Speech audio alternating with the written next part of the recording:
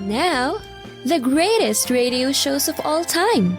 Suspense. The Shadow Node. Washington calling David Harding, counter-spy. Classic radio theater. The Great Gildersleeve. Fibber McGee and Molly. Dragnet. Gunsmoke. The Lone Ranger. Now, step back into a time machine with your host, Wyatt Cox. Good evening, friends of the Inner Sanctum. Comedy and westerns on a Wednesday with episodes of the George Burns and Gracie Allen Show. Willard Waterman as the Great Gildersleeve, and then Raymond Burr as Captain Lee Quint in Fort Laramie. William Conrad as Marshal Matt Dillon in Gunsmoke, and an episode of Claudia. That's what's coming up on this Wednesday. This is the 12th day of August, 224th day of the year, 141 days left until the end of the year. Chicago founded on this date in 1833. Isaac Singer granted a patent for his sewing machine on this date in 1851. He really was a so-and-so. Thomas Edison invented the photograph on this date in 1877. Mary had a little lamb, its fleece was white as snow, and everywhere that Mary went, the lamb was sure to go. Mary had a little lamb, its fleece was white as snow, and everywhere that Mary went, the lamb was sure to go. Mary had a little lamb, its fleece was white as snow, and everywhere that Mary went, the lamb was sure to go. A recreation of Edison's first recording, made on this date in 1877. Armistice ended the Spanish-American War on this date in 1898. On that same date, the Hawaiian flag, lowered from Aeolian Palace in an elaborate annexation ceremony and replaced with the American flag to signify the transfer of sovereignty from the Republic of Hawaii to the U.S. The first Model T Ford built on this date in 1908. In 1941, Britain and the U.S. made a joint declaration of their common national aims and post-war policy on this date in 1941. I have come to tell you about an important meeting between the President of the United States and the Prime Minister, which has taken place, and of a declaration of principle which has been agreed between them. Deputy Prime Minister Major Attlee. That joint declaration would later become known as the Atlantic Charter.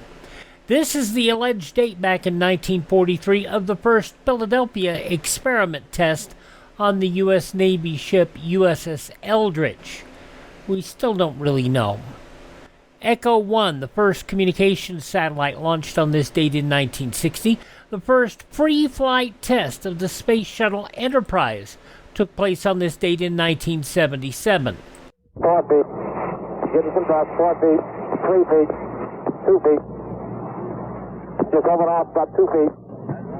You're on. You're on. Okay, your nose wheel's about 10 feet. And they're on the ground. A roar of applause from the spectators on the lake bed. The shuttle Enterprise makes its first landing all by itself successfully. Now, it wasn't a space flight, rather a test of the landing capability of the space shuttle.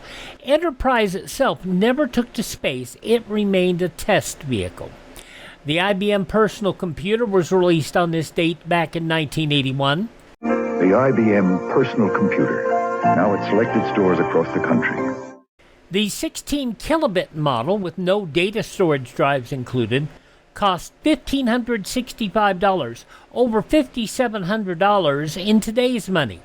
Now, if you loaded a 64 kilobit box with all the standard features, that jumped up to $2,880, over $10,500 today.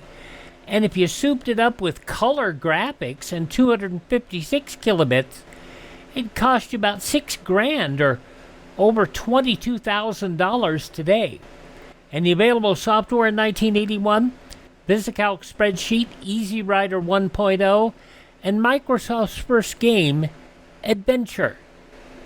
In 1982, Mexico announced it couldn't pay its enormous external debt, marking the beginning of a debt crisis that spread to all of Latin America and the Third World. It was on this date in 1987, President Reagan took to the airwaves to talk to the American people about the Iran-Contra affair.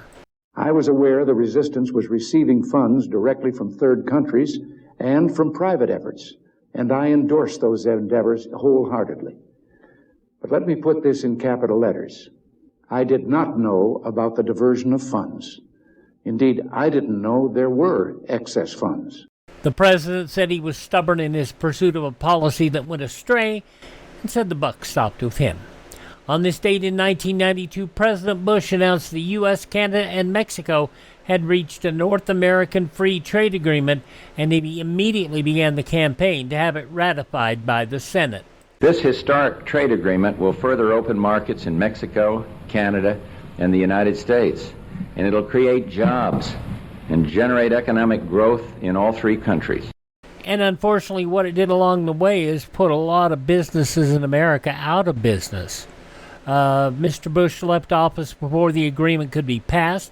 It was ratified during the first year of the Clinton administration. President Trump pushed for and got a replacement deal that's better for American businesses. And while those markets may not be as open, those businesses that did business with America, well, it was much more fair. It was 26 years ago today, the Russian nuclear submarine Kursk and its 118-man crew lost during naval exercises in the Barents Sea. U.S. Defense Secretary William Conrad offered condolences. Our military men and women are not looking at this accident as something that has happened to the Russians, but as something that has happened to fellow uniformed professionals. It's personal and it's very deep. An official investigation concluded when the crew loaded a dummy torpedo, a faulty weld in its casing leaked high-test peroxide into the torpedo tube, initiating a catalytic explosion. Former New Jersey Governor Jim McGreevey resigned on this date in 2004 after admitting to a same-sex affair. And so my truth is that I am a gay American. McGreevey later stated he had an affair with Israeli consulate Golan Sippel. Sippel denied the claim. And in 2017, the Unite the Right rally occurred in Charlottesville, Virginia, leading to the deaths of 3 and injuring nearly 50 others. Deaths on this date of notables include Henry Fonda, wonderful actor, singer-songwriter Ku Sakamoto, whose only American hit, a lovely, lovely love song, and yet because it came to America, and it was in Japanese, it was called Sukiyaki. Go figure. Loretta Young passing on this date. Merv Griffin, not only actor, singer, talk show host, producer, because he created Jeopardy and Wheel of Fortune. Merv Griffin passing on this date. Guitarist, the wonderful Les Paul, and models, actress, singer Lauren Bacall, all passing away on this date in history. Birthdays of those who are no longer with us include Porter Wagner. 1968. Carroll County's pointed out as kinda square. The biggest thing that happens is the county fair. I guess that's why it seemed like such a big event. What we all call the Carroll County accident. The Carroll County accident, Porter Wagner. He had all these flashy, glittery suits. He was on television for more than 20 years with his Porter Wagner show. Oh, and he introduced America to a young woman you might have heard of. Dolly Parton. Yeah, Porter Wagner. Born on this date in history, along with financier Diamond Jim Brady, director Cecil B. DeMille, Aunt Clara on Bewitched, Marion Lorne, also actor Alfred Lunt, actor Joe Besser, also actress Jane Wyatt, Mexican actor Cantinflas, country singer Buck Owens, and psychic Miss Cleo, all born on this date. They have all seen their way out of the building. Hi, this is Jeff Foxworthy. It is now time for the birthday announcements. The following people are now officially older than dirt. Actor George Hamilton, 87 years of age today. I'm surprised he's still with us. As much suntanning as he's done over the years, and skin cancer hasn't gotten him. I guess he's doing lots of things to make sure he stays safe. Also, He was the Red Rooster in WWE.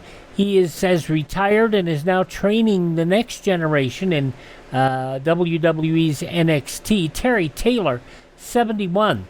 Rapper Sir Mix-a-Lot is 63. Comedian Michael Ian Black is 55, as is Rebecca Gayheart from Nothing to Lose, an urban legend. Turning 51 today, Casey Affleck. The furnace blew, and they couldn't go back in again. And that's all I remember. From his Oscar-winning performance, the 2016 film Manchester by the Sea, he was also in all three Oceans 11, Oceans 12, Oceans 13. He was in all of those. Casey Affleck, 51 today. From Psych, Maggie Lawson is 46. From Lolita and Face Off, Dominique Swain is 46. And model Cara Delevingne is 34. Those just a few of the people celebrating the 12th day of August as their birthday. And if this happens to be your birthday... We baked you a birthday cake. If you get a tummy ache and you moan and groan and woe, don't forget we told you so. Happy birthday! Happy birthday! Make a wish, dear, and blow out the candles. Here they go.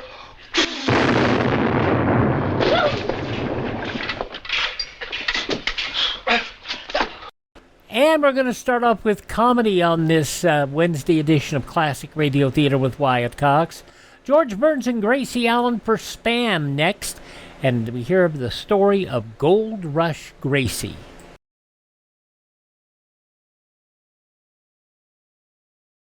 We always shop at the May Company, the May Company, the May Company, because no matter what we want, the May Company has it, the May Company has it, the May Company has it, the May Company has it.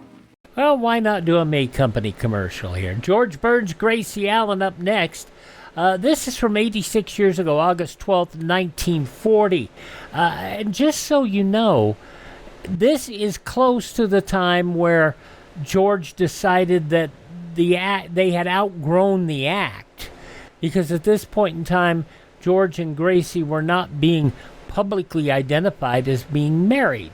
I mean, in public they were, but not during the show.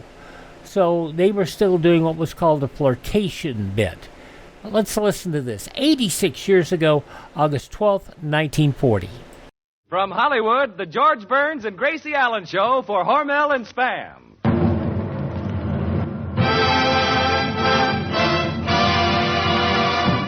Crazy people.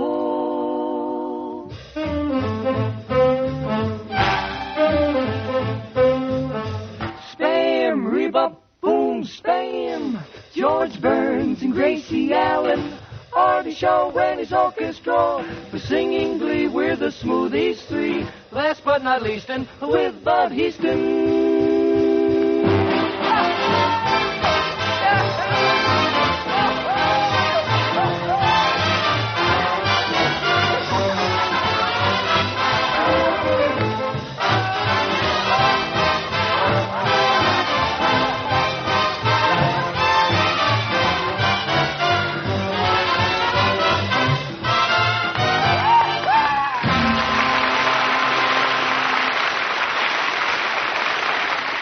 Yes, George and Gracie have dropped in for another visit. Of course, you've been expecting them, but what about those folks who drop in unexpectedly at mealtime? Well, don't fret, don't fuss, just serve Spam, S-P-A-M.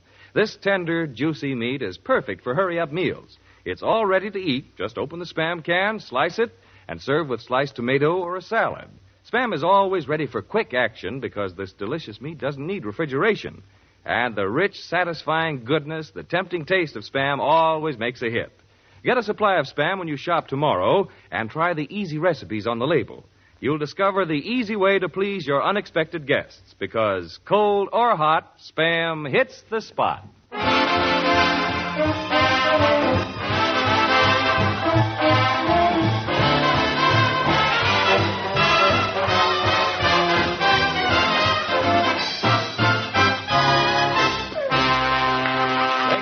Just like Spam and eggs. Ooh! Why, the stars of our show, and here they are in person, George and Gracie.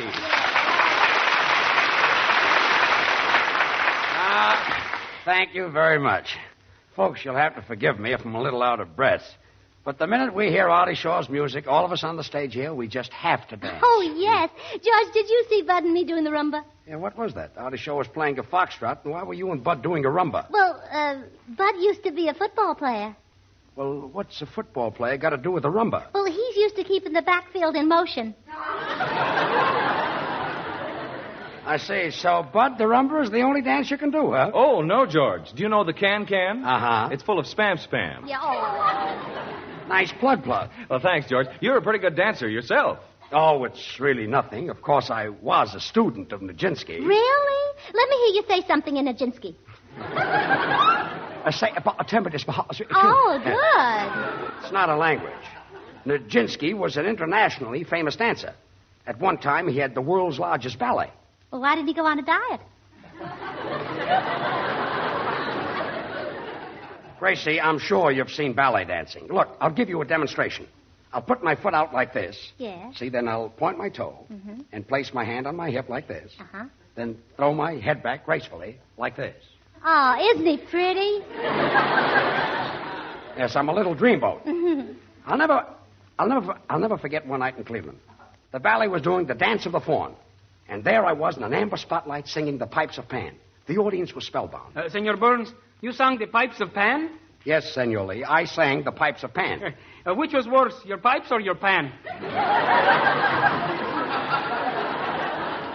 Artie, will you put a muzzle on that South American guitar player? Sure, George, but first I'll have to take it off the piano player. Well, take it off. Now, George, don't let him upset you. I happen to know that you know a lot about the theater. In fact, my grandfather used to tell me about seeing you on the stage. When you were a kid? No, when he was a kid. Yeah, oh. Well, anyway, I do know a lot about the theater. My father and mother were actors. As a matter of fact, I was born on the stage. Did you get much of a hand? Yes, for an encore, I did a minuet with a stork. The stork? Yes. You know, I once saw a stork that looked like a duck. How can a stork look like a duck? Well, I don't know. Maybe he wore his legs down delivering to Bing Crosby?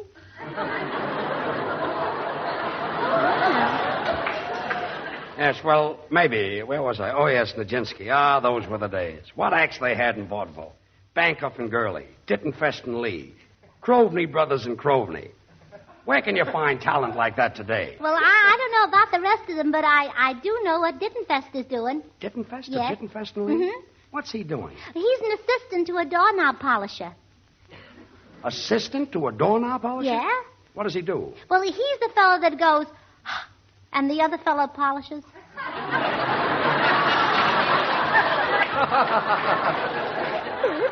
That's some job. George, as long as you're in an old-time mood, we smoothies would like to sing a real oldie, Alabama Bound. Okay, kids. Alabama Bound.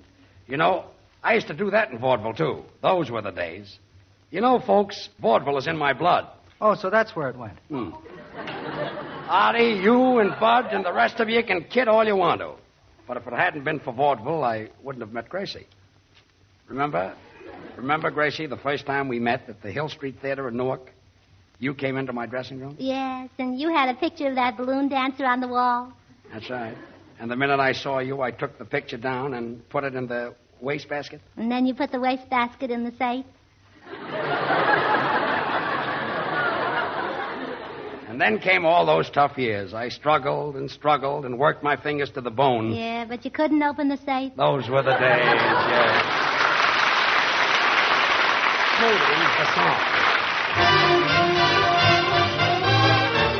I'm Alabama bound. There'll be no heebie-jeebies hanging round. Just gave the meanest ticket man on earth all I'm worth to put my tootsies in another breath. Just hear the choo-choo sound. I know that soon we're gonna cover ground. And then I'll holler so the world will know. Here I go, I'm Alabama bound. Alabama waiting for me. Just gave to put all my touches in an upper berth. Just hear that choo-choo, now we're bound to cover ground. Here I go, choo-choo blow, I'm Alabama bound. Goodbye blues, birds are singing, every old thing's in tune. Goodbye blues, nothing but laughter morning and afternoon. I'm Alabama bound. There'll be no heebie-jeebies hanging around, leaving town. I just gave the meanest ticket man on earth all I'm worth, the bestest that I had. He put the tootsies in an upper berth, just hear the choo-choo sound. I know that soon we're gonna cover ground, and then I holler so the world will know. Here I go, I'm Alabama bound. I'm Alabama bound. We're leaving this town. From now on, not a frown, 'cause we're Alabama bound.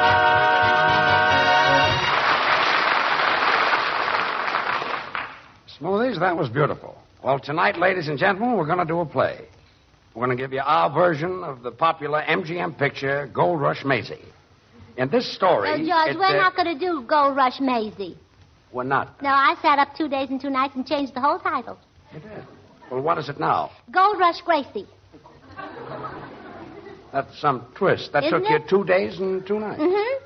How did you happen to think of changing Maisie to Gracie? Just blind luck, I guess. Well, all right, I'll do it your way. Tonight, ladies and gentlemen, we're going to do a play entitled Gold Rush Gracie.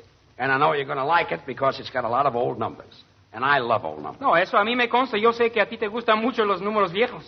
Artie, what did Senor Lee say? Well, George, he says he knows you love old numbers. Oh, he does, huh? Yeah, he saw you out with one last night.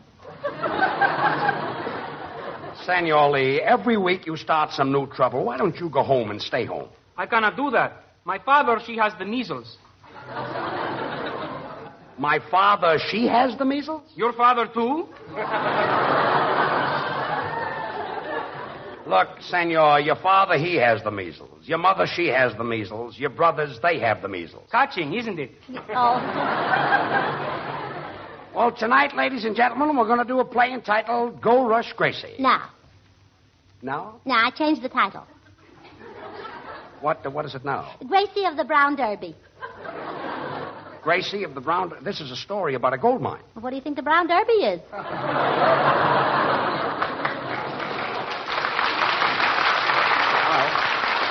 All right, then. So tonight, ladies and gentlemen, we're going to do a play entitled Gracie of the Brown Derby. Mr. Burns. Look, I know you went to Harvard for 4 years and that you're very unhappy because you're a sound man. But that's not... It's not that. Would you mind if I slammed the door just once? Why? I read tonight's script, and I noticed that there are no sound effects for me. Well, you're still getting paid. Yes, I'm getting paid. Could I please slam the door just once? Well, all right, slam the door. Ah, now I feel better. Why? I refuse to accept charity.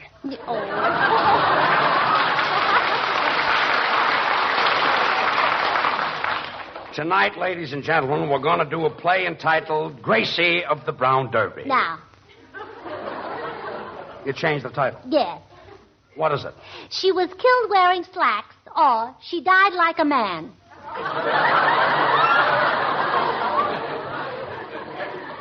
All right, ladies and gentlemen, tonight we're going to do a play entitled She Was Killed Wearing Slacks, or She Died Like a Man. George, I hate to interrupt, but tonight I'd like to repeat Frenesy, the number I played on the opening show, because there's a very fine musician waiting to hear it.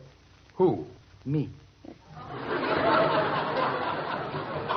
Tonight, ladies and gentlemen, we're going to do a play entitled She Was Killed Wearing Slacks. To think I'm a lowly sound man. Sound man. Stop grumbling. To think I've got one brother who won the Pulitzer Prize and another brother who won the Nobel Prize. You've been telling me about those two genius brothers for weeks. Yes, and they're ashamed of my being a sound man. Well, if they're ashamed of you, why don't you quit? If I quit, they don't eat.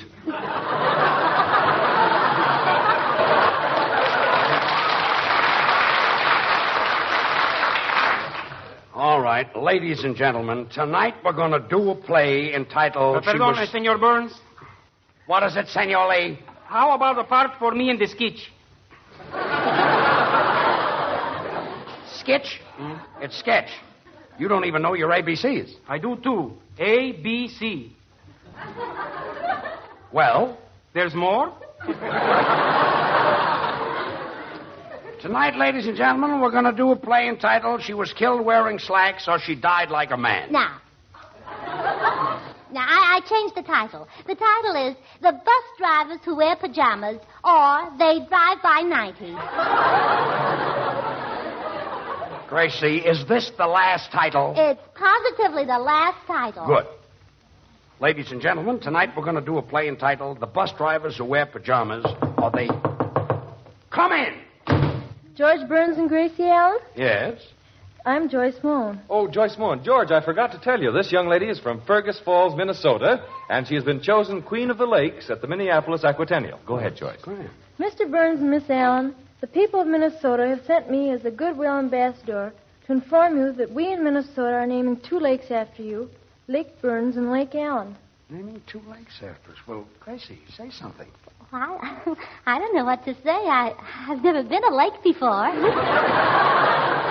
Gracie, please. Here are 2 jars of water, one from Lake Burns and one from Lake Allen. As we knew you were too busy to come to Minnesota to christen the lakes, we brought the lakes here to christen you. Well, thank you very much. Oh, thank you. And before you go back, Miss Moen, I must give you some water from our Los Angeles River. That is, as soon as I can find a shovel. Miss Moen, we just can't wait until we see those 2 lakes. Oh, they're very pretty little lakes. You know, Lake Burns and Lake Allen have a little bay. They have a little bay, huh? Well, isn't that cute? How long have they been married? About 2 years. Oh. Well, goodbye. I've got to be running along. Well, goodbye, Miss Moen, and thank you, and thanks to the people of Minnesota. This is what I do for a living. Quiet, sound man. Pardon me, old man River. Tonight, ladies and gentlemen, we're definitely going to do a play entitled The Bus Drivers Who Wear Pajamas or They Drive by 90. No. No! No. Now, I've really got the title now. Why I didn't think of this before, I'll never understand. This will really floor you. Well, what's the title? Gold Rush Maisie. Artie, play fantasy. I heard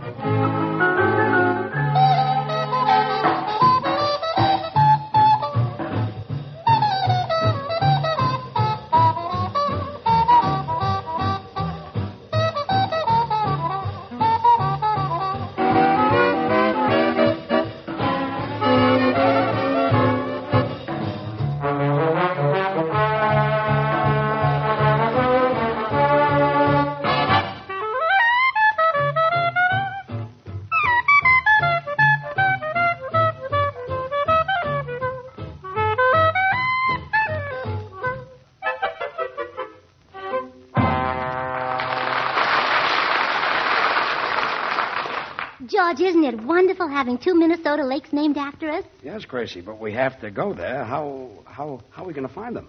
There are 10,000 lakes in Minnesota. But there's only one Spam. Spam? What's Spam got to do with our finding the lakes? Well, you'd be surprised.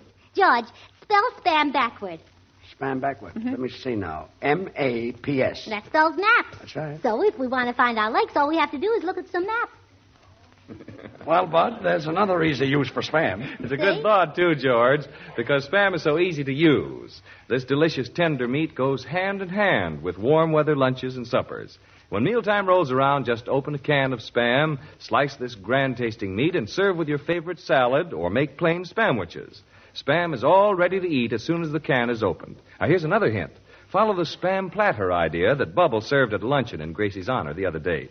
Put a mound of cottage cheese on a platter, then a ring of sliced tomato, and surround the platter with slices of Spam. Decorate with radishes and olives, and you're all set to entertain in grand style. Oh, and boy, was that good. Yes, Gracie. The meaty flavor, the satisfying taste of Spam makes the meal complete, and you can see it's so easy. When the family says, "What do we eat?" surprise them with Spam, S-P-A-M. Then try the easy recipes on the label. Be sure to ask your food dealer for Spam, a Hormel product, when you shop tomorrow. Slice it, dice it, fry it, bake it, cold or hot. Spam hits the spot.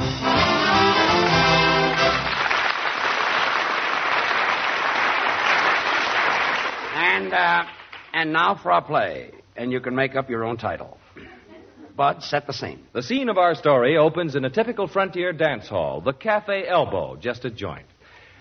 All the dance hall hostesses are working hard trying to make an honest mink coat. In the center of the floor, we find our heroine, Gold Rush Gracie. Well,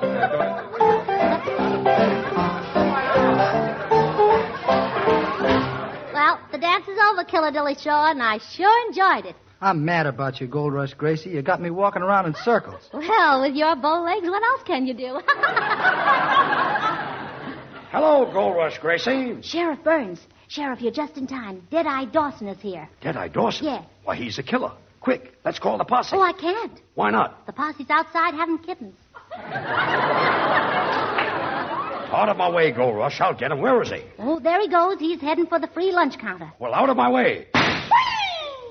Ouch. Oh. You got him, Sheriff. I got him? Well, where did I get him? Between the chopped liver and the cold cuts. That's a mighty painful place. Well, there goes Dead-Eye Dawson, the only real bad man in the town. The only man I could have loved and married. I love bad men. I love good men. I love tall men and love short men. I love men. Quiet. I can go out like this for years. I know. Gold Rush Gracie, according to the terms of your father's will, if you're not married by 5 o'clock today, your gold mine goes back to the one your father hates the most. You mean to Mama? Yes, I mean to Mama. And Gold Rush, you've only got a few minutes left to pick out a man and get married. What do you say? Nick, give me a drum roll. Drum roll. Now, come on, boys. Get around me. Boys, you all know I'm going to lose the gold mine if I don't get married before 5 o'clock. That's right, yes, sir. So now we're going to hold a contest, and the toughest man gets me and my gold mine. Oh, boy, that's going to be Oh, but wait a minute, boys. Wait a minute. The man I marry must be as bad as my pappy. Well, what did your pappy do? Well, he once met an Italian with a sore throat, and pappy did something that was terrible. What did he do? He tied knots in his spaghetti. He did he? Yeah. Make way for Gold Rush Gracie's new husband. Gold Rush, you don't have to look any further. I'm the baddest man in town. The rest of these here fellas are all sissies. Sissies? Did you hear that, men? This fella says that you're all sissies. Well, are you all sissies? Well, are you all sissies? Well, are you? Don't rush us, kid. We're trying to think.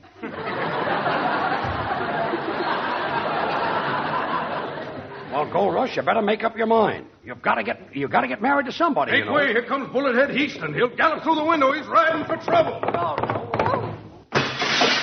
Whoa! That. He's a Fanchinamarco unit, this kid.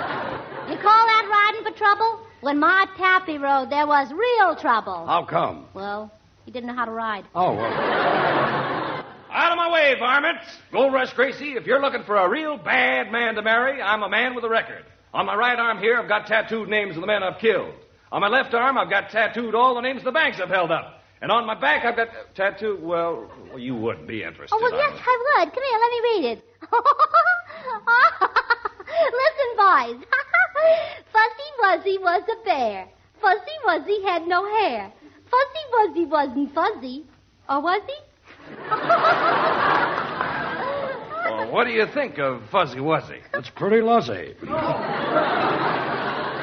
You've got a poem tattooed on your back and your record tattooed on your arms, eh? I got something on my chest, too. Well, what is it? Ladies and gentlemen, for a tasty snack, just open a can of Spam. It's all ready to eat. You'll find everybody in the house likes it meaty flavor and it needs no refrigeration. And there's nothing like Spam for lunch. You call yourself bad, huh? Oh, I'm plenty bad. Today, for lunch, yes, I had hamburger. Oh. That is bad. You ain't half as tough as my pappy. My pappy would take a telephone book and tear it with 2 fingers like this. Say, tearing a phone book with 2 fingers. That's wonderful, Gold Rush Gracie. How did you ever do it? Easy. It was a Glendale phone book. Well, it's no use, Gold Rush Gracie. You'll have to go a long way to find anybody as tough as your pappy. From there to here is far? Yeah. You're tougher than her pappy? You really think so? What makes you so bad? I'm the black sheep of my family. I'm in bad with my uncle. I'm in bad with my father. I'm in bad with my cousin. And it's no good. Why? It's too many in one bad.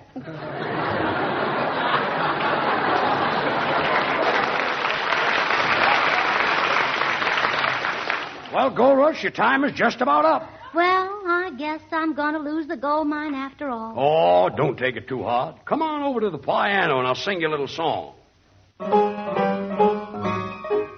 One April showers all will come your way. Oh, for they bring flowers of that blooming May. Oh, stop, Sheriff, stop. After hearing you sing, I've made up my mind that you're the man I'm going to marry. Why? Because nobody can be as bad as you are. Is that so?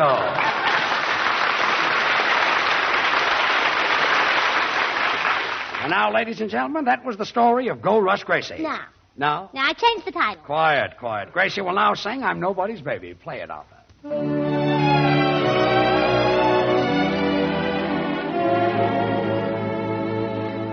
I used to be my mother's baby, but when I smiled, my dad went wild. Whenever we had company, they'd bounce me on their knee, and the neighbors thought I was a darling child, I think.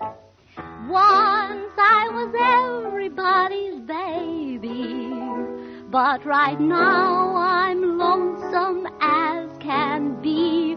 You see, I'm nobody's baby. I wonder why each night and day I pray the Lord up above. Oh, please send me down somebody to love, but nobody wants me. I'm blue somehow. Won't someone hear my plea and take a chance with me, because I'm nobody's baby now. Oh dear Beatrice Fairfax, what shall I do? Sign perplexed. Why, oh why do they shy when they spy that gleam in my eye?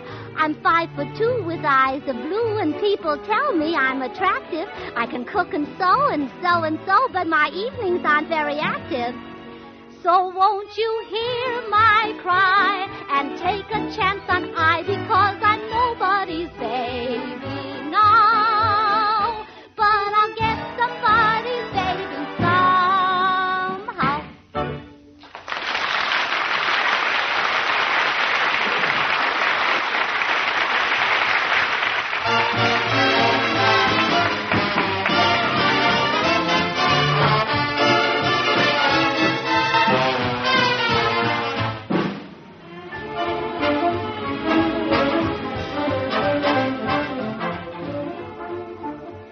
friends, when the weather is hot and sultry and appetites are dull, here's the way to give your family grand-tasting food that's easy to fix. Just open a can of Spam, tender, juicy meat that's all ready to eat. Slice it and serve with your favorite summer salad.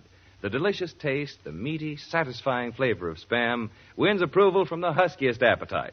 Ask your food dealer for Spam when you shop tomorrow. Try the easy recipes on the label. Be sure you ask for S-P-A-M Spam. Thanks, Bud. Well, Gracie, say goodnight. Oh, good night. Say, Gracie, wasn't that nice to have 2 lakes named after us? Yes, but Jack Benny had a mountain named after him. A mountain? Yeah. What is that? Mount Baldy. Good night, folks.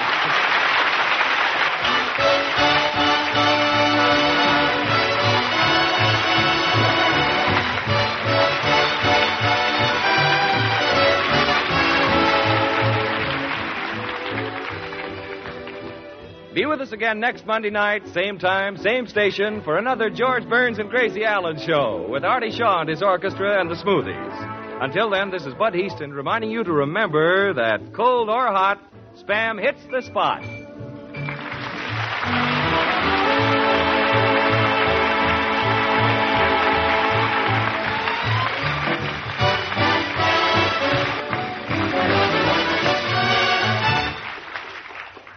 Have you tried Hormel chili con carne? You may think you don't like chili, but chili con carne, the way Hormel makes it, is different, and everybody likes it. Double your money back if you don't like it. And that's from 86 years ago, August 12, 1940, George Burns and Gracie Allen. Now on Classic Radio Theater, we're going to go back and check in with Willard Waterman, the second Great Gildersleeve, as they're trying to figure out where they're going to the lake. And what lake and what cabin and all that. That's next.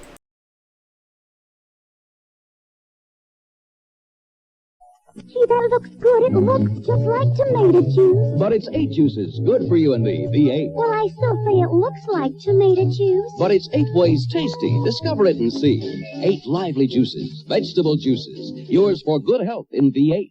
But I still say it looks like tomato juice. Well, just take one taste of V8. Wow, it sure doesn't taste like tomato juice. Of course not. It tastes like V8. Great. V8 cocktail vegetable juice from Campbell's. Now on Classic Radio Theater with Wyatt Cox, we're going to go back 73 years to August 12, 1953. Kraft kept the Great Gildersleeve on the summer months of 1953, and we're going to hear an episode of that now as Gildy and Leroy trying to decide where to go. The Kraft Foods Company presents Willard Waterman as the Great Gildersleeve.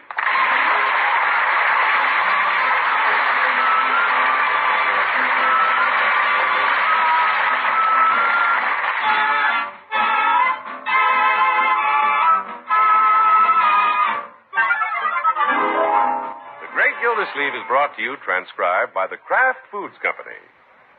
20 years ago, the Kraft Foods Company introduced a wonderful new salad dressing, a superbly smooth, delicious-tasting salad dressing called Miracle Whip. Miracle Whip was so remarkably good that it soon became the most popular salad dressing ever created. Now Miracle Whip outsells the next 20 leading brands of salad dressing combined, and good cooks everywhere depend on it to make their salads better tasting. To bring out the best in your salads, use the one and only Miracle Whip salad dressing. Well,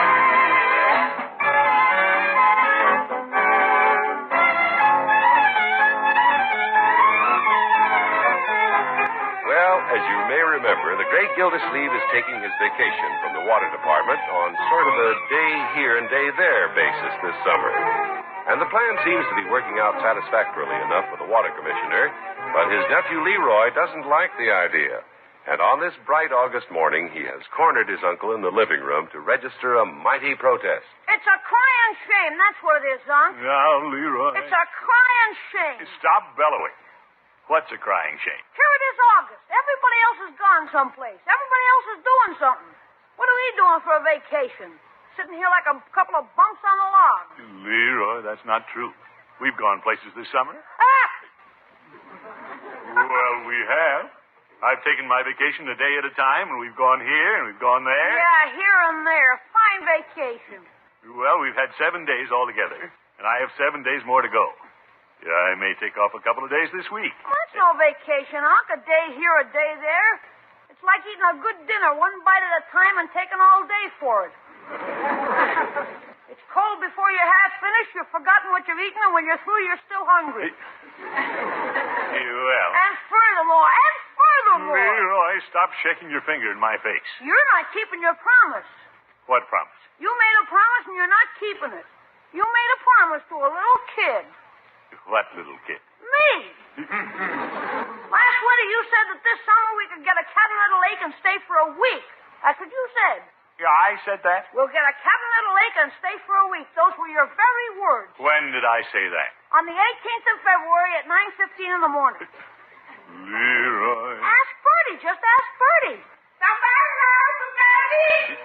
Bertie, didn't Unc say he and I could get a cabin at a lake this summer, didn't he? Last winter he said it, didn't he? Seems I recall something about going to a cabin. There, you see, Unc, you see? All right, all right. If I said we'd get a cabin, then that's what we'll do. We will. Oh, boy. Yoo-hoo! Leroy, don't grab me like that. You could tear my apron off. We're going up to a lake. Crazy, man. Cool, crazy. You aren't going to change your mind, are you, Unc? You aren't going to back out. Certainly not. There's one thing your uncle doesn't do, my boy, is change his mind. My word is my bond. You know that. Yeah, I know, but you... Quit worrying, Leroy. If your uncle said you're going to go, you're going to go. That's right. He ain't wishy. No, indeed. He ain't washy. No, sir. He ain't wishy-washy. You're going to go. Well, I just want to be sure. Because there have been a few times... Leroy, when I say I'm going to do something, I do it. Make a decision and stand by it. When do you plan to go, Miss Gildersleeve? Tomorrow. Oh, just a minute. I was just thinking when you and Leroy go to the lake, you won't be needing Bertie that week. That's right. It'll give you a week off, Bertie. Yes, to give me a chance to visit my sister. When do you plan to go, Miss Gildersleeve? Today. Leroy. You tell me what you're going to need, Miss Gildersleeve, and I'll start packing. Fine, Bertie. Yeah, man, we're going. Look, here in the paper. There's an ad. Cabin for rent. I marked it while I was eating breakfast. Here, you see it? Yeah. Right between the jelly and the syrup. Sounds pretty good. Yeah, I see. Rustic cabin on lake, furnished. Big trees, good fishing, $35 a week. $35 a week? Yeah, that's the rent. Rent? That's robbery. But, Unc, it's furnished with trees and fish. I don't care how it's furnished. That's ridiculous.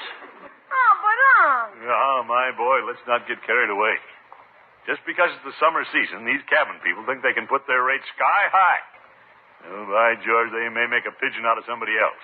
They're not going to snooker your old uncle. I can tell you that. You mean we're not going? Yeah, I didn't say that. We're going to get a cabin. But this year, I'm going to play it smart. No, Unc, can't we just... Leroy, there are ways of getting things without going out and throwing your money around. If you're ever going to be a success, you've got to learn to use your head. Be shrewd, like me. Yeah? Well, I mean it. Why should I pay good money for a cabin on the lake? Peavy has one he never uses. Right on a lake. He even has a boat. With a steamboat whistle on it. No kidding? Absolutely. And he'll be glad to let us use it. For nothing. Are you sure? Certainly. Yeah, I need some cigars anyway. I'll get down to the drugstore and ask him right now. Yeah, let's go. Yeah, you see, my boy? Already this morning you've learned two things. Always do what you say you're going to do, and be shrewd. Yeah. You sure teach me a lot, Unc. Well, I try. You know something, Unc? I ought to just quit school and follow you around. What a fine boy.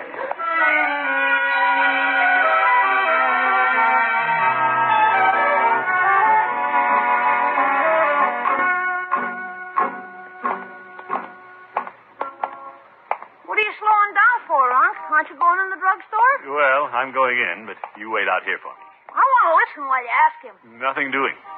I may have to use diplomacy on Petey, and you're too eager. If he thinks I want the cabin, he might get standoffish. I've got to make him force it on me. But I thought you said... Never mind. I'll handle it. Okay. Hello, Petey. Yeah, good morning, Mr. Gildersleeve.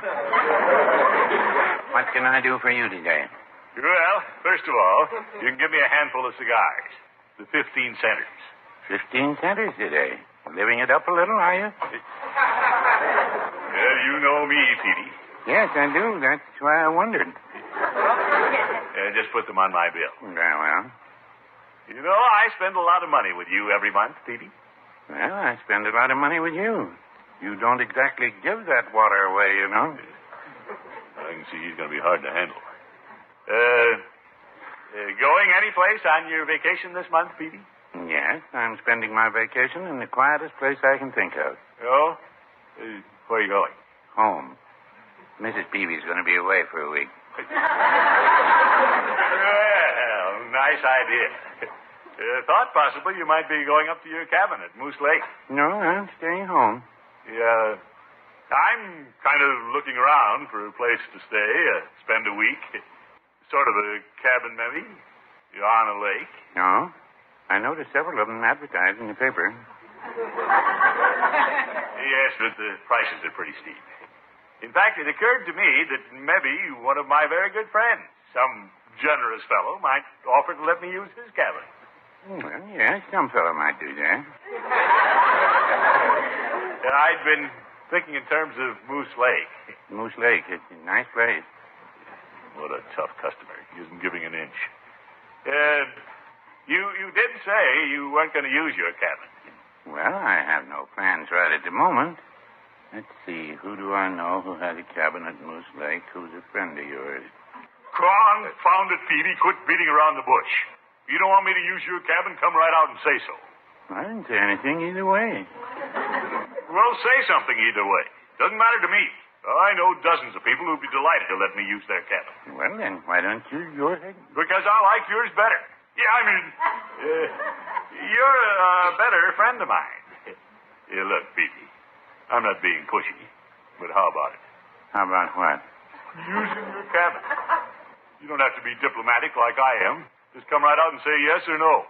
You know, I can take no for an answer. He's never taken it yet. Well, Petey? All right, you can use the cabin. Well, fine. I knew you would. Good friend. Where do you keep the key? It's hanging up on a nail right next to the fish poles in the back room. The key is inside the cabin? How do I get in? Call any window. Oh, my goodness. Well, I used to keep the key under the doormat, but there's a squirrel who lives in an oak tree in front of the place, and every winter he used to take the key and put it up in his nest up in the tree. Oh? I figured it was easier to climb in the window than to climb the tree. Well, thanks a lot, Petey. You're a real friend. We'll take good care of the cabin and the boat. And when I come back, I'll bring you a big, fat bass. All right, and have a good time. We will. Thanks again, old friend. See you in a week. Bye. Goodbye. How'd you do, Unc? Did you get it? Are we going? Did you get the cabin? You bet. I had to be very tactful about it, but by shrewd maneuvering, I swung the deal. Oh, boy. Yeah, you see, we got a fine cabin, and it isn't costing us a nickel. We'll leave in the morning. Unc, you're a genius. I'll go home and start getting stuff together. Yeah, you do that. I'm going to stop by Floyd's barber shop and pick up my boots that he bought. Okay, but don't get a haircut or a shave. We're going to rough it, boy. We got to look grizzled. You're all right, my boy. On your way. Scoot.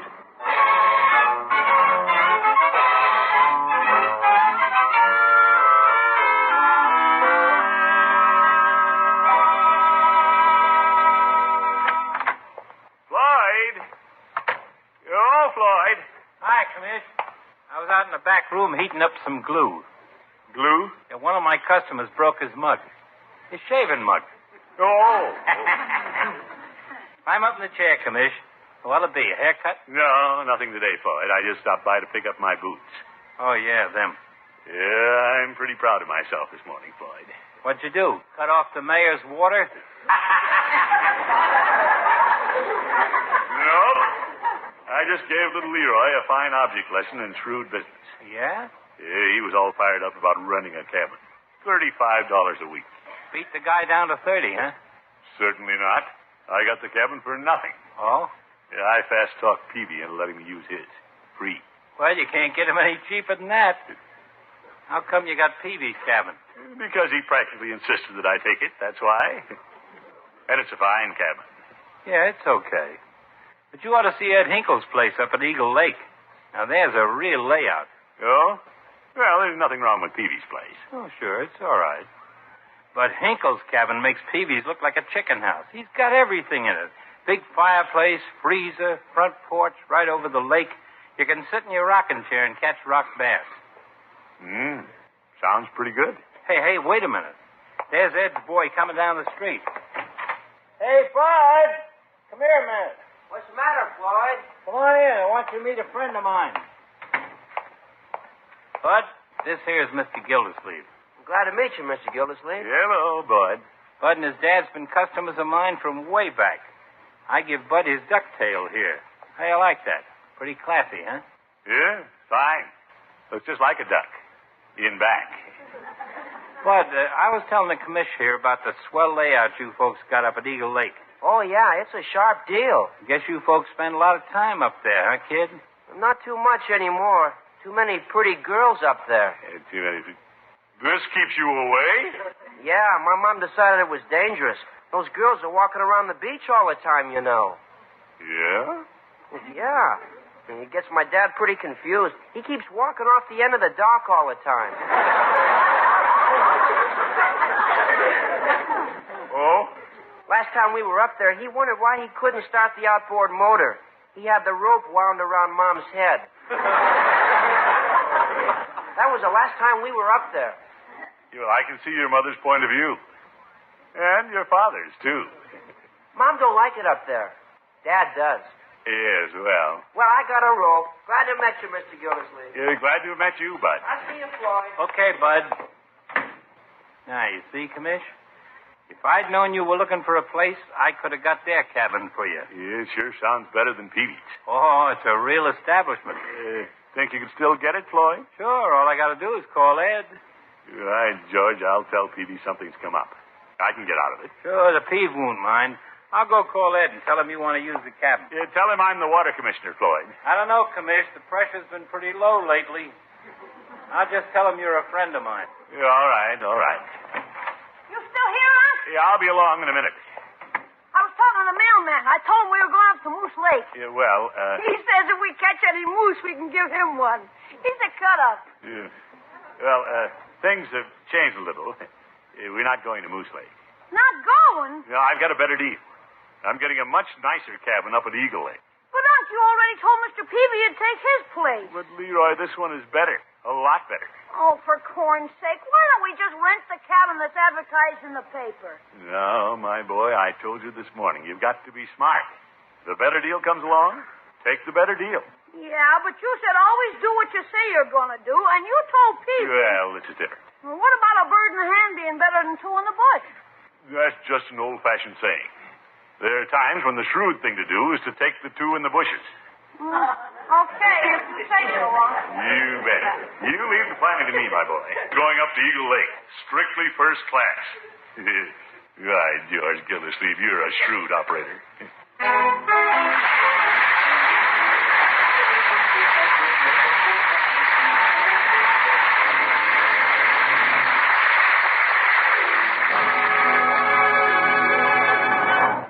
The Great Gildersleeve will be back in just a minute. How's your imagination tonight? Well, let's try it. Just imagine a shimmering lime gelatin mold filled with luscious bits of peaches, pears, pineapple, and cherries, and nestled on a bed of cool, fresh lettuce. That's a salad masterpiece. But it's not quite complete. You need a salad dressing, too. One that'll bring out the very best in your salad. And the salad dressing to choose is the one with the flavor millions of folks call just exactly right. Miracle Whip salad dressing. Miracle Whip salad dressing has a lively, teasing flavor, a different flavor you won't find in any other salad dressing. Because Miracle Whip is made from a secret recipe that combines the best qualities of old-fashioned boil dressing and fine mayonnaise. So many people like Miracle Whip so much, it's become the most popular salad dressing ever created, outselling the next 20 leading brands of salad dressing combined. Enjoy delicious, satiny Miracle Whip on your salad. Now, during summer, chances are salads are a more important part of your menu than ever, so make sure they taste their best. Make them with Miracle Whip. There's only one Miracle Whip salad dressing, so be sure you see the name on the jar you buy. Miracle Whip, made only by Kraft.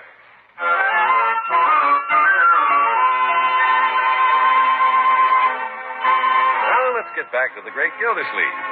After considerable effort, the great man talked Mr. Peavy into the free use of his cabin at Moose Lake. That was fine, but then a better proposition presented itself. An even better cabin at Eagle Lake. This through a friend of Floyd Munson's. So now we find our water commissioner heading back to Peavy's drugstore. You wonder how I'll explain this to people. I could tell them the truth. There's no point in doing that.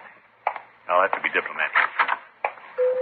Yeah, hello, Peavy. Yeah, you back already? Made a pretty quick trip. No, we haven't exactly gone yet. The fact is, a couple of unforeseen circumstances have come up. Yeah, unexpectedly. Change your mind about going, did you? Well, in a way, yes. Yeah, I got to thinking about it, Peavy. Decided it was just too much to ask of even an old friend like you, borrowing your cabin. Well, just as long as I know what you're going to do. It's just that I don't like to impose on my friends. You never can tell what might happen. Leroy might put his foot through a window or something. It's not Leroy's feet that I'm worried about. You probably have a lot of treasured personal belongings in the cabin, and if something should be lost, I'd never forgive myself. Well, if you don't want the cabin. You know, it's not that I don't want it, Pete. Well, then go ahead and go. Peavy, stop being so bullheaded. Now, I'm only thinking of you. I'm protecting your interests. Protecting me from who? Me. When I get out in the woods, I'm dangerous. I might wreck your cabin completely. Oh, it isn't worth taking a chance, Petey. No, I guess it isn't. I'd rather give up the whole idea than run even the slightest risk of losing your friendship. No? Friendship like ours is too priceless a thing to gamble with. I much prefer to look forward to a pleasant and ever-ripening companionship with my old friend Pete. Mr. Gildersleeve, where is this other cabin that you located? It's up at Eagle Lake. Oh, Peavy!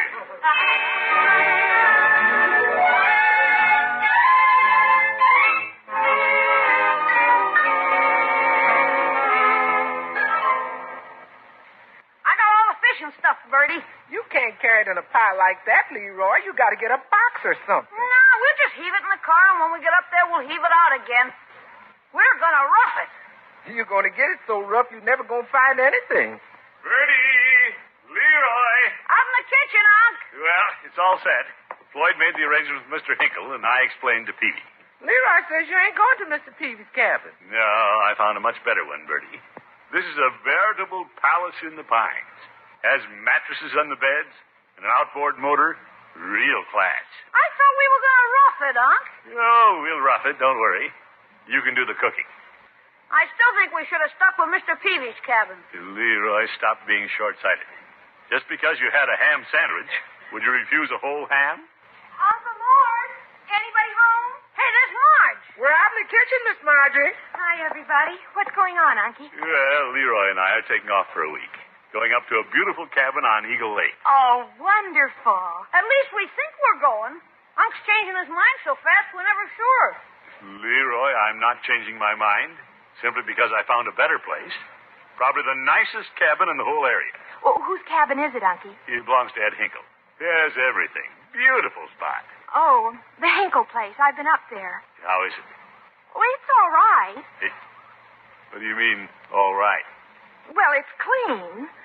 Why didn't you tell me you were looking for a cabin, Unky? I could have gotten a Johnson's place. Johnson's? Oh, for corn's sake. Leroy, stop grumbling. What's this Johnson place like? Oh, it's gorgeous. It's a summer home. Electric kitchen, air conditioning, a beautiful speedboat. Oh, brother. Look, Unc. Leroy, don't interrupt. I'm thinking. Why don't we just rent the place that's advertised in the paper? Leroy. Hey, Marjorie, that Johnson place sounds pretty good. But we want to rough it. Yeah, I've never driven one of those speedboats. Yeah, I'll bet that's really something. Are you changing your mind again, Unc? I'm not changing my mind. I'm just using strategy, that's all. Yeah, I'll be back in a minute. Where are you going? I'll be back in a minute.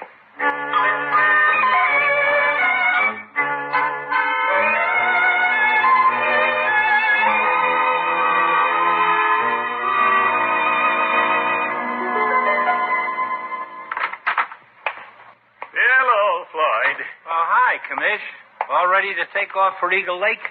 Floyd, old friend, something has come up. Yeah? Yeah, I got to thinking. It's a terrific responsibility taking over somebody else's expensive cabin. Oh, don't worry about it. Ed Hinkle's a good friend of mine. I've been cutting his hair for years. That's just it, Floyd. I want you to keep on cutting his hair. What are you getting at, Commish? I just don't want to take the responsibility, Floyd. If something should happen, if we should knock a hole in the speedboat or something... He don't have a speedboat. Yeah, I mean the outboard. Yeah, outboard. One little mistake, and you'd lose a friend and a good customer. And I never forgive myself. You mean you're not taking the place? No, it's not that I don't want to, Floyd. I'm just thinking of you and your customers. It's your livelihood, Floyd. And as much as I'd like to use the Hinkles' cabin, I just can't bring myself to risk it. Okay. Yeah, I appreciate their offer deeply. But I value our friendship, too. I wouldn't have anything destroy that friendship. Absolutely not. Commish. Right. Whose place you got lined up now? Floyd, you too? Suspicious barber.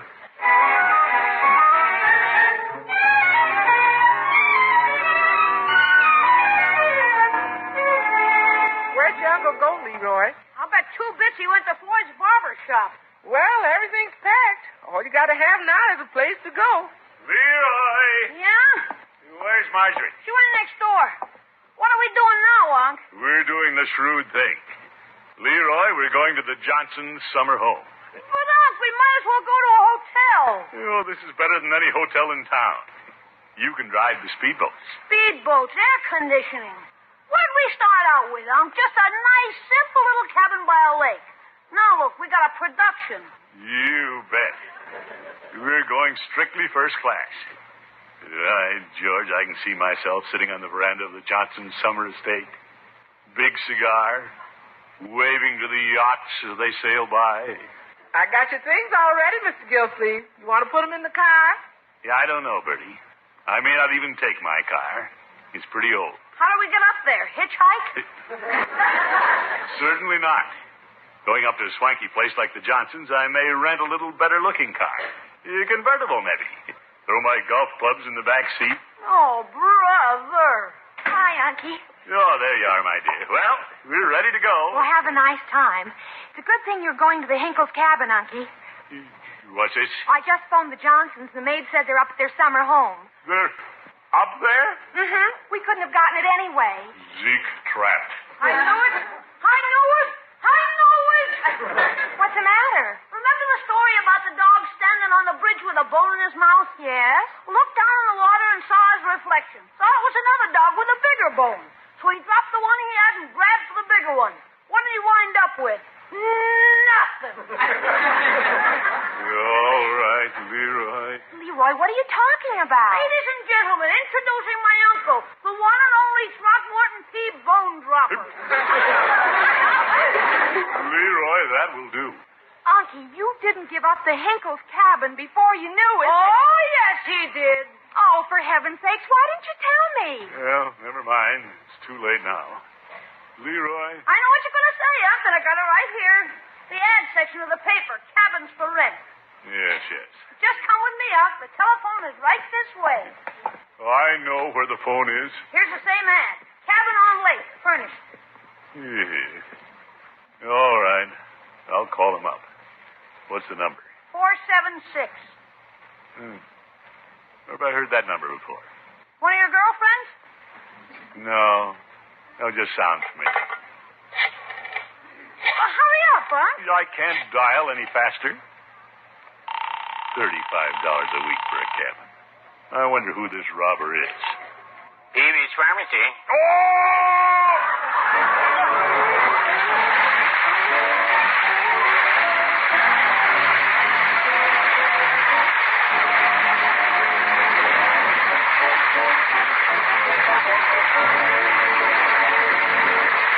Great Gildersleeve will be with us again in just 30 seconds. Do you like chicken salad? Then try this unusually delicious variation. Add drained canned pineapple chunks to it. It's wonderful. And to be sure your pineapple chicken salad is at its best, make it with a truly fine salad dressing, Miracle Whip. Miracle Whip salad dressing has a perfect flavor all its own, a flavor you can't find in any other salad dressing. Get a jar of delicious, different-tasting Miracle Whip tomorrow. See what wonderful things it can do for your salads.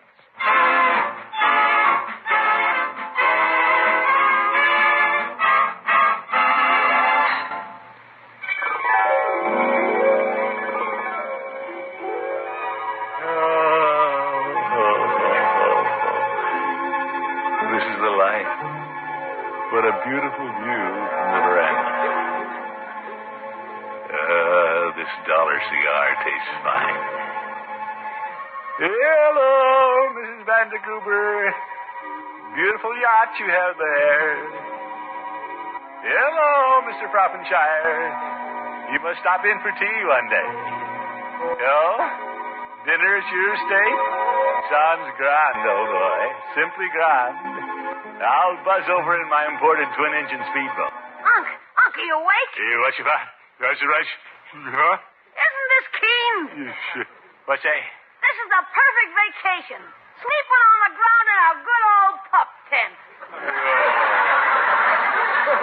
Go back to sleep. Good night, folks.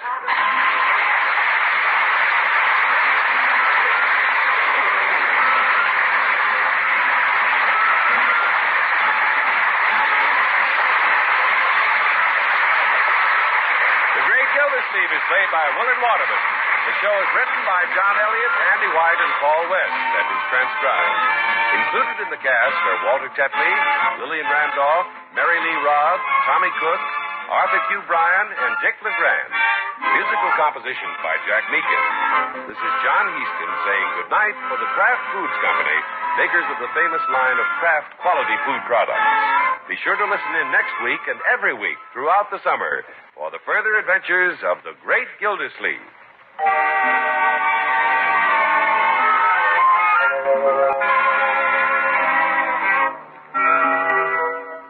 What's your favorite kind of sandwich? Cheese, ham, chicken? Well, whichever it is, it'll taste better than ever with Miracle Sandwich Spread. Try it. See what a delicious lift Miracle Sandwich Spread gives your sandwich. Miracle Sandwich Spread is made by Kraft from America's favorite salad dressing, Miracle Whip, and spicy relishes. For a really good yet thrifty sandwich, use Miracle Sandwich Spread alone. Get a jar tomorrow. Miracle Sandwich Spread.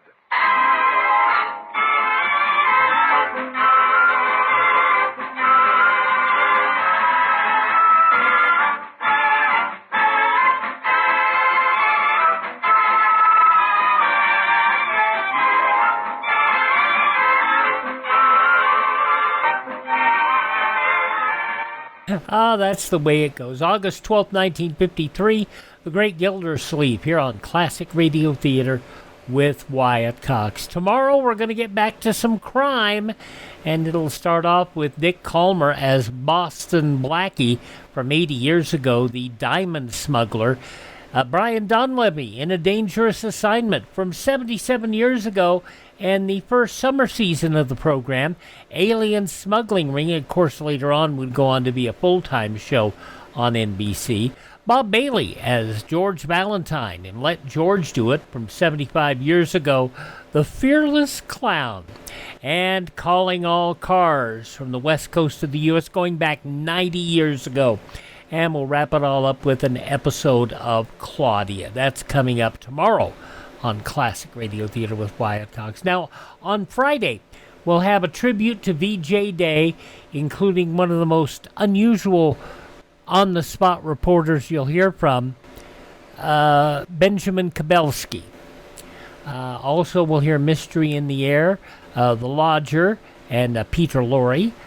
Broadway is My Beat, Larry Thor, The Crime Club from 1947. Saturday, Howard Duff as Sam Spade Detective, Lon Clark as Nick Carter, Master Detective, A Friend to Alexander starring John Dehner, a 1956 episode of Suspense, George Raft as Rocky Jordan. Sunday, Counter Spy, another episode of Dangerous Assignment, this one from 1950, Gunsmoke, and Have Gun Will Travel. On Monday, we will have the FBI in Peace and War, Frontier Gentlemen, Crime Classics, and Crime in Peter Chambers. Tuesday, Counter Spy, Dragnet Escape, and the CBS Radio Workshop. On Wednesday, we'll almost repeat today. Willard Waterman is the Great Gildersleeve, George Burns and Gracie Allen, Gunsmoke, and Fort Laramie. That's all coming up in the next 7 days here on Classic Radio Theater with Wyatt Cox. Up next, we will head out west to Fort Laramie.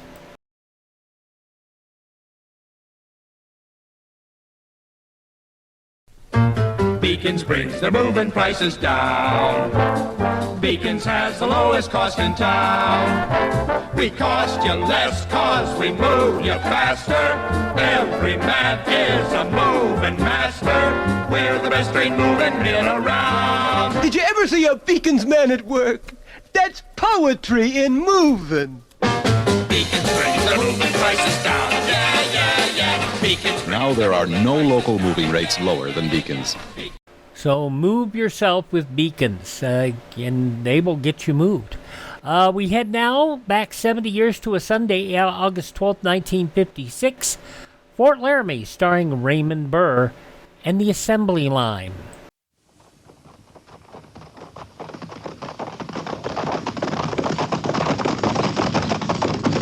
At the gallop! Ho!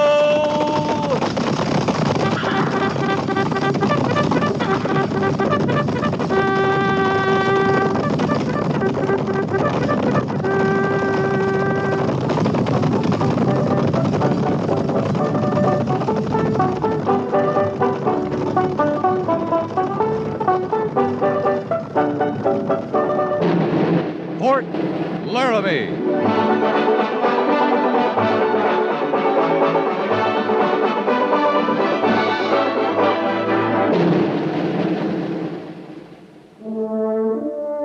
Fort Laramie, starring Raymond Burr as Captain Lee Quince.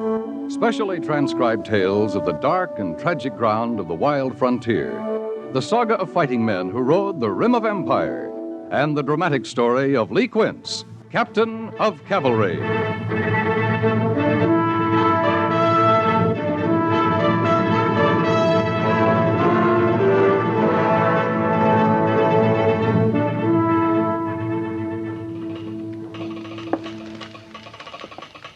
Oh, it's from Jim Lack at the Oglala Agency, Captain. Asking us to stay away? That's what he usually wants. Well, this time he's asking for help. Claims he's about to have an uprising on his hands. Well, the way he parcels out the food, the Sioux haven't got the strength for an uprising. Oh, here. You read it. All the troops you can spare, huh? Lack must be scared stiff. But he doesn't mention what the trouble's about, or if it's started. Just that he fears that it will. Oh, you better take a patrol down, Captain. That all the troops you can spare, Major? It is until I know better what the problem is. Yes, sir. How long since you saw Lack? Well, last month, when we went up to butcher the beef on the agency, he was hovering around like a mother hen, making sure no Indian got a fair share. You saw they did, of course. Yeah, that's when he ordered us off the agency. I got no way of knowing if the Indians got to keep their meat or not, but they had it when we left. He's a hard man to understand. When he first came out here from the east, remember, we both thought he had a good feeling about his job. He talked a lot about Indians being human, treating them fair. You saying he's changed, Major? Well, hasn't he? I don't think so. He still talks the same way, pretty much. It goes back to what he calls being human. He hasn't had much regard for us as human beings. Or his wife. Never seen her? I met her when they moved out here. Tall woman, thin, never says much. Never says anything anymore when he's around. I don't think he feeds her any better than he does the Sioux. Well, they're sure high on him in Washington. Yeah, sure, the budget boys. Old Lack's keeping them in the black just fine. Of course, they might feel different about him if there is a Sioux uprising. How soon can you leave, Captain? An hour. Good. As soon as you get an estimate of the situation, telegraph me. I don't know what you'll find. Well, there's something wrong, Major. Up to now, he looked on the Army as just so much interference. Now he's asking for us. I'd say Lack's in real trouble.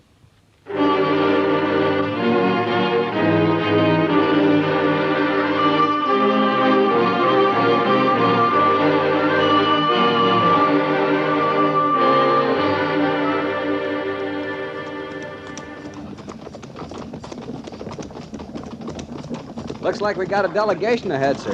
At least they're waiting for us, not charging out to meet us. It looks like Red Deer. Yes, sir. He's right at the reservation line. Might be that's as far as he wants us to go. Red Deer's not a hostile. Never has been. Patrol! Halt!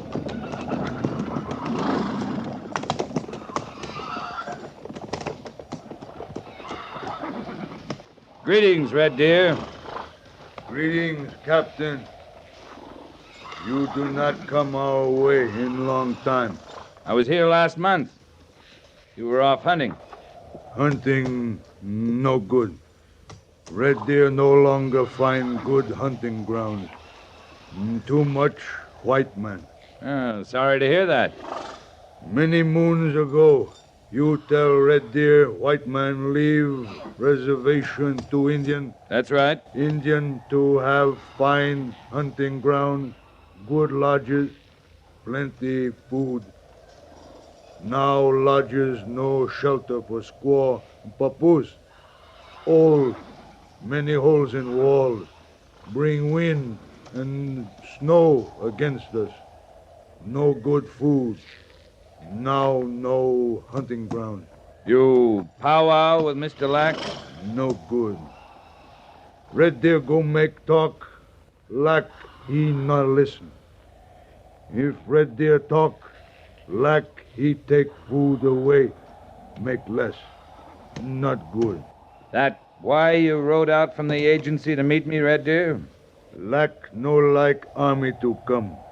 When army come, bad for Indians. We've never bothered you, Red Deer. Not you. But when army come, Lack get mad. When Lack mad, bad for Indians. Is there new trouble on the agency? No trouble. You sure? No trouble. Good. Now, suppose you ride back to the agency with us. You give hunting grounds back? All right, what's happened to them? White men take all over, dig in rocks, make big holes. Game all run, no good hunting. Miners? Dig in rock, make big hole. Sometimes. Not good for hunting ground. No, not good. All right, Red Deer, ride back with us.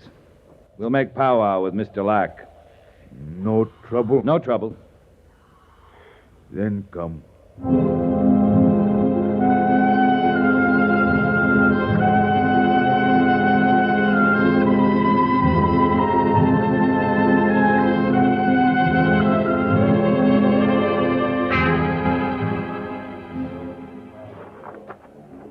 You heard me. Now go on, get on back to your lodges. Move now, or I'll cut your ration. I told Red Deer we'd powwow, Mr. Lack. Now, you'd no right to do that. I had the right, and we will powwow. Well, I want to talk to you first, alone. All right.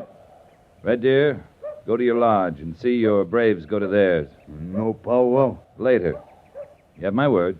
No cut ration? No. Then Red Deer go.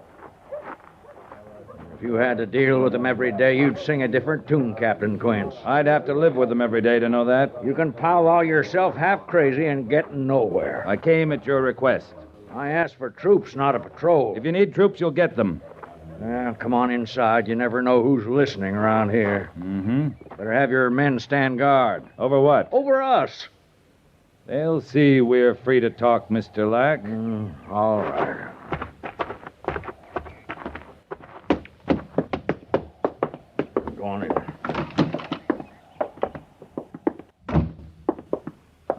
Morning, Ms. Lack. Captain Quince? Come on, get on back to your kitchen, Claire. Captain and I have a lot to settle in a hurry. Yes, James. Oh, you'll tell him about... I'll tell him everything, Claire. Now, go on. You can sit if you want to. Yeah, thanks. Well, first things first. You'll telegraph Major Daggett immediately for reinforcements. I'd say we'll need at least 150 men, full supply of arms and ammunition, and, of course, whatever food the Army will require. I can't be expected to feed the Army on agency food. I think the search should begin right away. And after then, You we'll... want to slow down a little? You wait till you've been through it as long as I have, Captain. Before we move the Army from the entire Department of the Platte over here, maybe you ought to tell us about this uprising. Mark my words, there'll be one. We don't nip it in the bud. You want a drink? No, thanks. Well, they've been growing sullen, without cause, mind you, for the last few days. I've cut their rations each time there's been a disturbance. Disturbance? What kind? Oh, delegations, committees, I guess they are. Why? Every time I look up, 2 or 3 chiefs are waiting on my front stoop with some new grievance. Well, these grievances. They're what you're calling a disturbance? That's what they are. I was thinking more like a demonstration of some kind. I think that's next on their list. Why? Because of the guns. Now that they're armed, I say we can expect shooting trouble any day. You know they got guns? Of course I know it. That's why I called for the Army. I want you to disarm them first, and after Where'd they that... get the guns? Oh, Captain, you're the most obstinate man I've ever encountered. I'm head of this agency. It should be enough for you that I say they have guns. But it isn't enough. Yes, I can see that. When this agency was established, it was agreed that the Braves could keep their guns if they were hunters. That was before my time, Captain. I'd never have agreed to that. No, but the Army agreed to it, Mr. Lack. All right. Then you may as well know I changed all that. Shortly after I came here, I was quick to see that no good could come of savages under my control having guns. You took them away. For disciplinary reasons, yes. What happened to their hunting? Well, what hunting they're willing to do, there's lazy as sin, you know. I figured they could do with bows and arrows. Now, look, the Sioux are traditional hunters. They're not lazy about it if they got hunting grounds. They've got hunting grounds by treaty. Red Deer says the miners scare the game off. Well, I can't keep miners out of here. That's not my job. It's the Army's job. We'll run them out. I'm not interested in miners. I'm interested in the Indians having guns. So am I. Now, ever since I took them away, I've kept their guns in one of the supply stores under lock and key. You can be sure of that. Well, yesterday, the lock was broken and the guns were gone. They took their own guns back. That was yesterday morning. I found them gone. That's when I telegraphed the major. Well, last evening, I found some of my own rifles gone. Now, I say they're spoiling for something, Captain. Might be you're right, Mr. Lack. I know I'm right. And I don't mind telling you, it frightens me. It should. I've always been able to handle agency affairs by myself. I've done a good job of it, too, if I do say so. But when savages start arming against me, I don't mind admitting I need help. I'll start a search going for the guns right away, Mr. Lack. Well, good. But you better get some ideas about helping yourself, too. Well, in what way? In the way you look on humanity, Mr. Lack. Agency Indians got the right to enough food, proper living quarters, and hunting grounds. I abide by the letter, Captain. We'll start our search. See what we come up with. Naturally, I'll want to help you any way I can. That'd be by staying right here, Mr. Lack. Let us do the searching. Our way.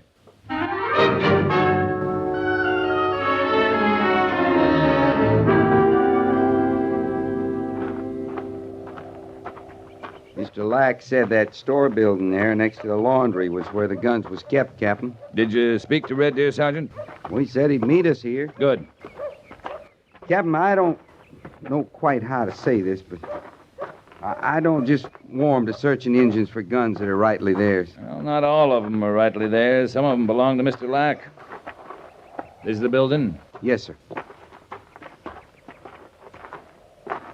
What you doing Here, Red? white captain, he will say, no bother, white squaw. Something wrong, Mrs. Lack? Red Deer just startled me, Captain Quince. I didn't hear him come in, and then suddenly there he was. We asked him to meet us here, ma'am. Yes, so he said. Red Deer, no bother, white squaw. No, of course he didn't. I'm just edgy, Captain. We all are, and...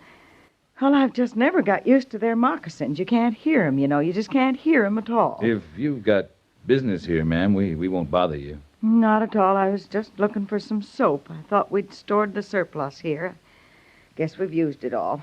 Mr. Lack keeps a very close check on supplies, you know. I'll bet he does. Yes. Well, I'll go now. Oh, ma'am. Yes, Captain. I was wondering, is this supply store kept open as a rule? Anybody can come and go? Oh, deed not, no. No, Mr. Lack keeps it bolted at all times. He and I have the only keys. Then you unlocked it just now, before we came. Yes. That's how Red Deer got in without my hearing him. Thank you, ma'am. Thank you very much. I'll see it's locked immediate. You're finished, Captain. Yes, ma'am.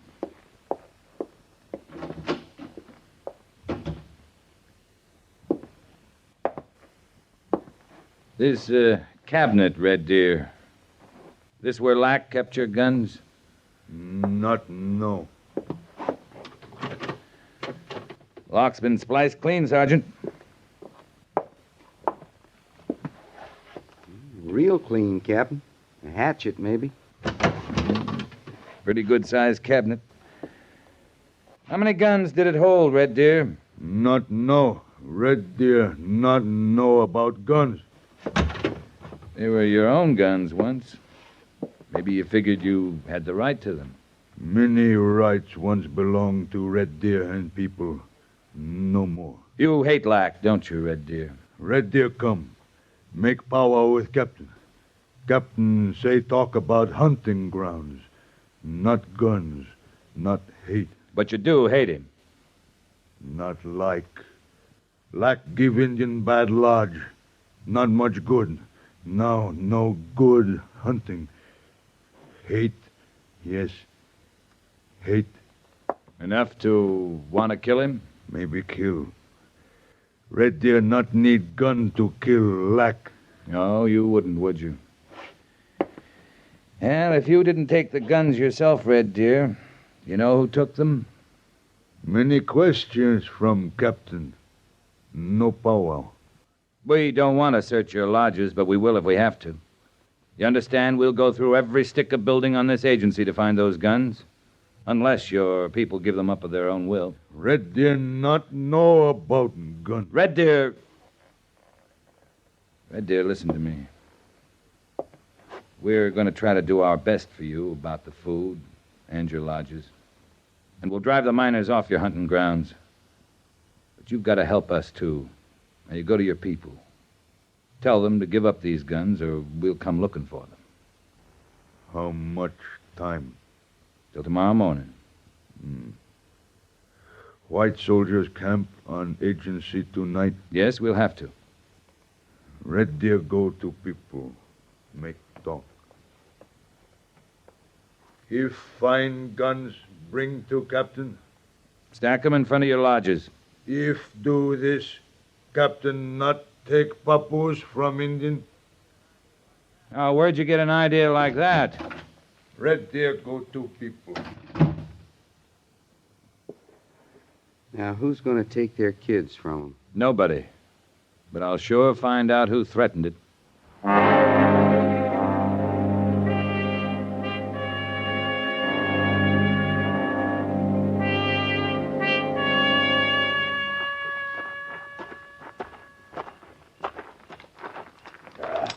That kind of question doesn't deserve an answer, Captain. Well, I'm still asking it. Take their papooses away? Why? What in tarnation would I do with their mangy kids? The point is, they got the idea you mean to take them. Well, not from me, they didn't. I'd steal guns, too, if I got that kind of threat. But what kind of man do you think I am?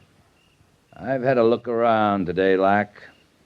I've seen what they live in, seen what they eat.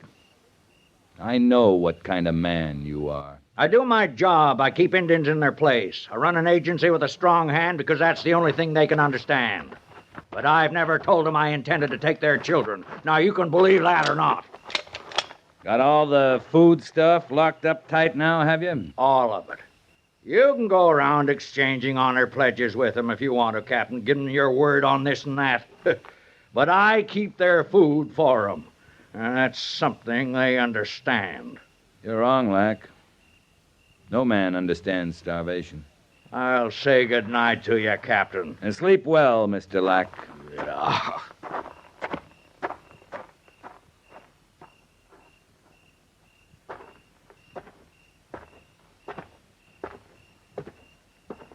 Captain? Mr. Syverts?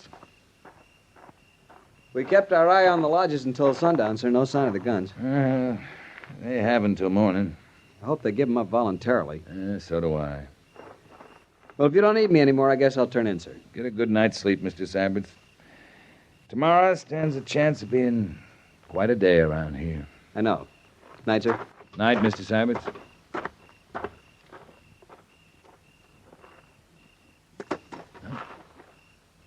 Over here, Captain.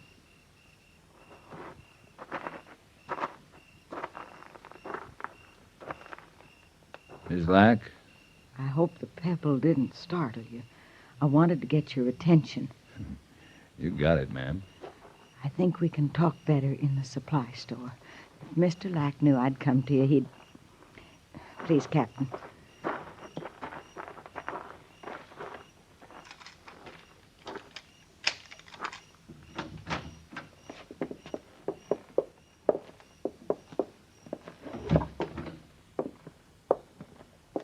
We don't dare light the lamp.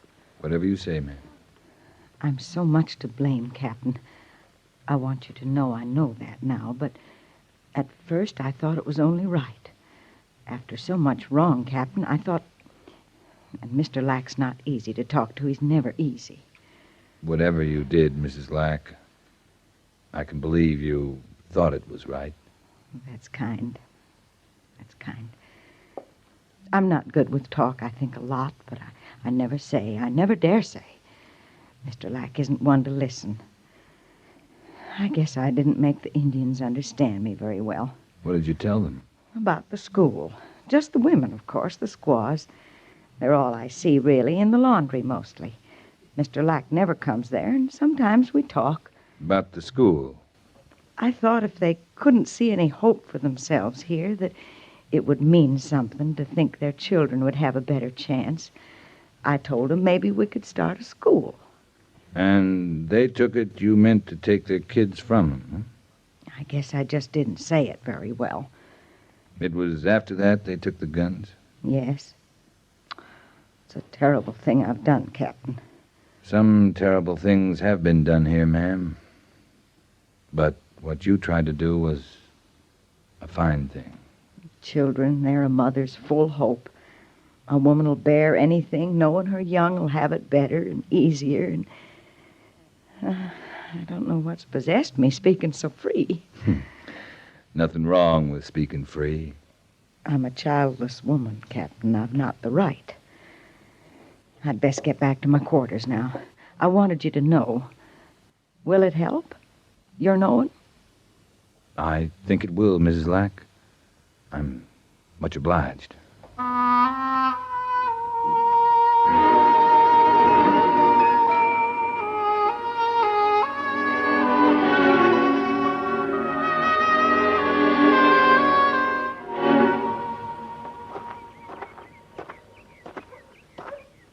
I don't see the guns, Red Deer.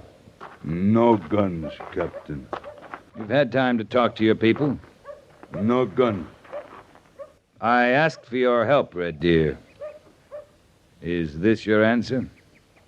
Can do nothing. Mr. Sabbats? Yes, sir?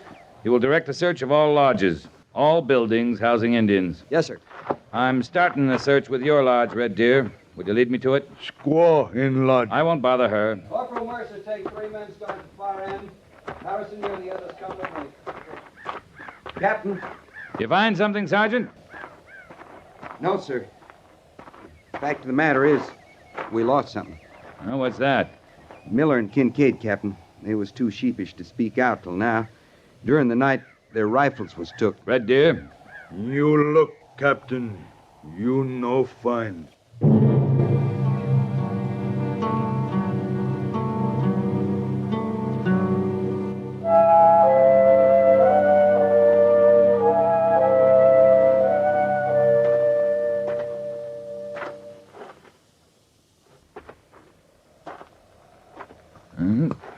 What's this? Belong to squaw. Soap. For papoose. Learn from white squaw. Mrs. Lack? White squaw keep all things very clean. My squaw, she learn from her. Your papoose could learn from her, too, if you'd let her start a school. No take papoose from lodge. You want him to grow up scared, hating, the way you do? Use your head, Red Deer. A school in this agency might make a lot of things better. Not take papoose from lodge. We'll have a lot of talking to do later. Big powwow. Red men, white men, settle many things. Will you take soap? Oh, no. Here. But your squaw took it, didn't she? From the supply store by the laundry. Not no. Yeah, maybe she took the guns, too. You find no guns, Captain. Well, we'll see about that. They're not lying around here anyway. Come on.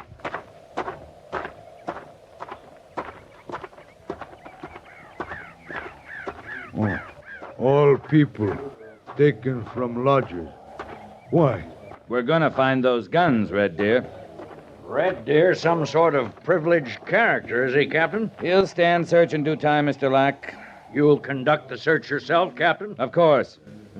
I'll walk right along with you. All right, you walk along with me. But save your talking for the Indian Commission.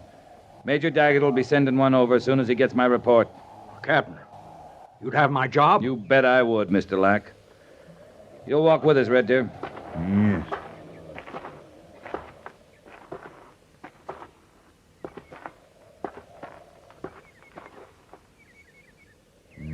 This running bird. Uh-huh.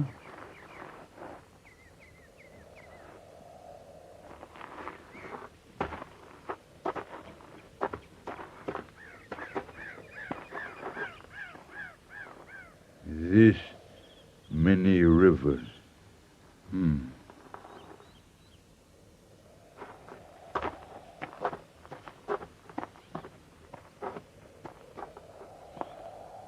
This squaw of Lockwing.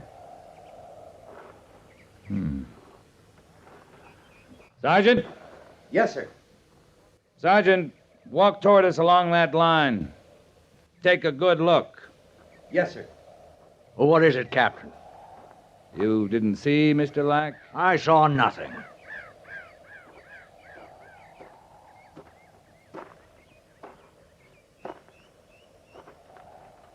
Well, Captain, it took quite a little doing on their part. Yeah, a lot of doing, Sergeant. Go on, Mr. Lack. Look again. Look close this time. The beads the squaws are wearing, they're shells, cartridges. The old men are leaning on canes, only they're gun barrels. The kids got arrowheads hanging from their belts, and right along with them, gun locks, hammers.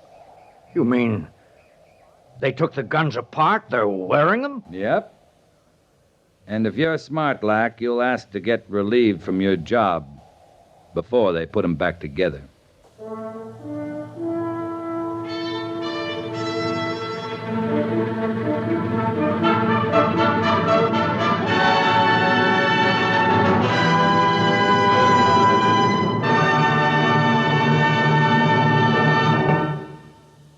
Fort Laramie is produced and directed by Norman MacDonald and stars Raymond Burr as Lee Quince, Captain of Cavalry, with Vic Perrin as Sergeant Gorse. The script was specially written for Fort Laramie by Kathleen Height, with sound patterns by Bill James and Tom Henley, musical supervision by Amerigo Marino. Featured in the cast were Joseph Kearns, John Daner, and Vivi Janis. Jack Moyles is Major Daggett, and Harry Bartell is Lieutenant Seiberts.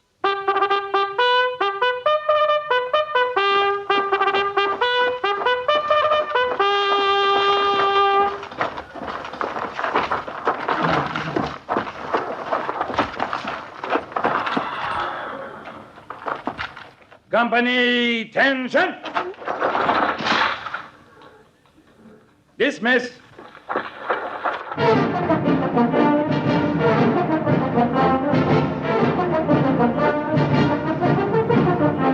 Next week, another transcribed story of the Northwest frontier and the troopers who fought under Lee Quince, Captain of Cavalry.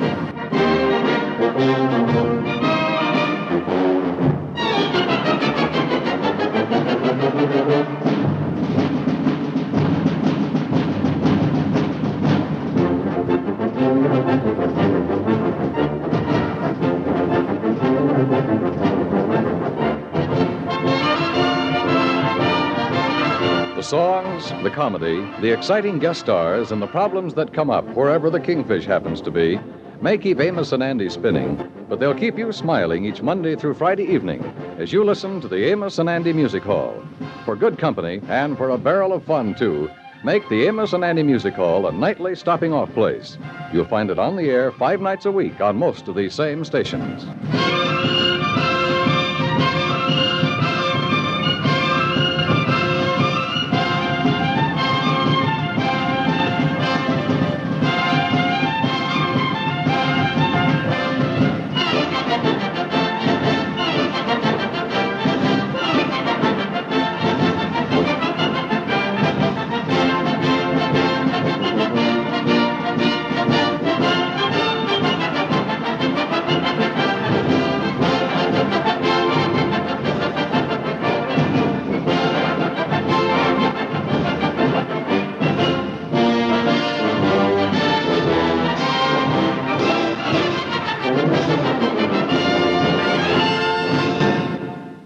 It's always kind of fun hearing Joe Kearns as a heel, a bad guy in a show like that. Fort Laramie, 70 years ago, August 12th, 1956, 5:30 Eastern Time, although on Sundays, in that era, the show times kind of moved around, but 5:30 Eastern Time. Now, on some stations, up next would be the FBI in Peace and War, and then at 6:30, you'd hear William Conrad as Marshal Matt Dillon in Gunsmoke, that we will hear next.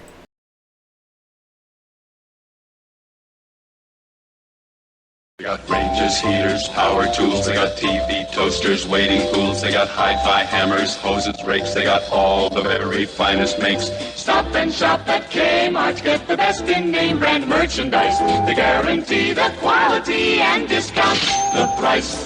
They got washers, dryers, bassinets, they got sprinklers, toasters, wire nets, they got broilers, records, vacuum cleaners, barbecues to roast your wieners, ranges, heaters, power tools, they got TV, toasters, waiting pools, they got hi-fi. May Kmart rest in peace. Now, we say on that same Sunday, 6:30 Eastern Time, 70 years ago, William Conrad as Marshal Matt Dillon in an episode of Gunsmoke.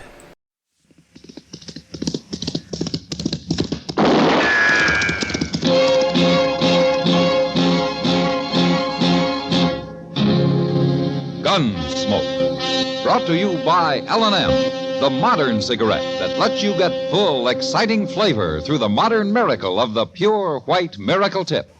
Live modern. Smoke L&M.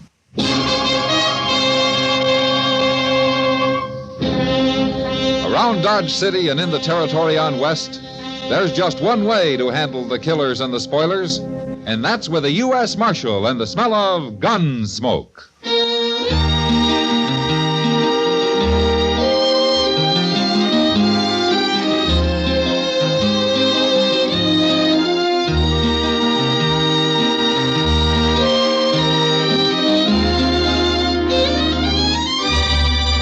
Gunsmoke, starring William Conrad. The transcribed story of the violence that moved west with young America. And the story of a man who moved with it. I'm that man, Matt Dillon, United States Marshal. The first man they look for and the last they want to meet. It's a chancy job, and it makes a man watchful and a little lonely.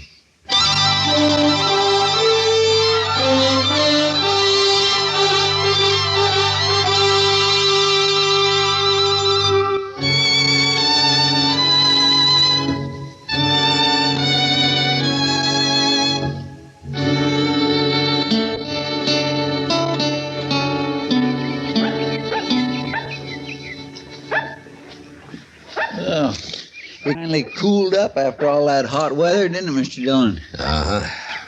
It sure turned out to be a pretty nice day. Yeah. Try to make some man lazy, though. Hey, look at that little old dog out in the street there. He sure is playful, ain't he? Oh, yeah. If he had any sense, he'd go lie down in the shade somewhere. Well, he's just a pup. Uh-huh. Uh-oh. Now, he better leave them horses be. He's gonna get kicked. Well, he's got to learn sometime. Go on. Go on, Scat. Go on, get away from here, you mutt. He's gonna make that fella mad. Go on. Oh, I'll fix you. Hey. Why, he shot him. Well, what a mean, miserable thing to do. That little old pup wasn't hurting nothing. No, he sure wasn't. Hey, that's the marshal. Well, what do you want? Get on off those horses. What? Do it! Right now. All right.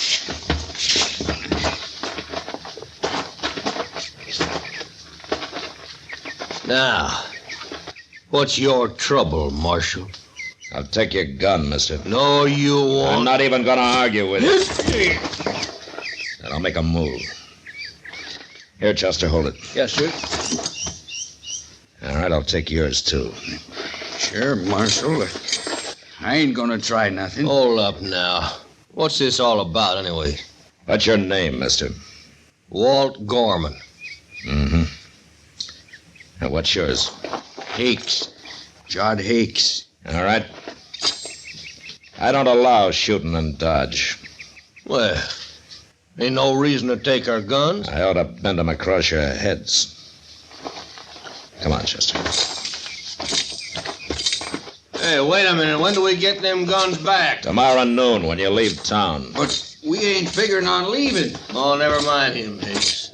He can't run us out. By golly, you are too, Mr. Dillon. I will, Chester. Look at that poor little dog. I wonder whose 'tis. I don't know. Probably belongs to some kid around here. I'll carry it around back to jail. Maybe the kid will want to bury it himself. Yeah, why don't you do that? That Gorman sure is a mean one. Well, I can get mean, too, Chester. And I got a feeling I may have to before I'm through with him.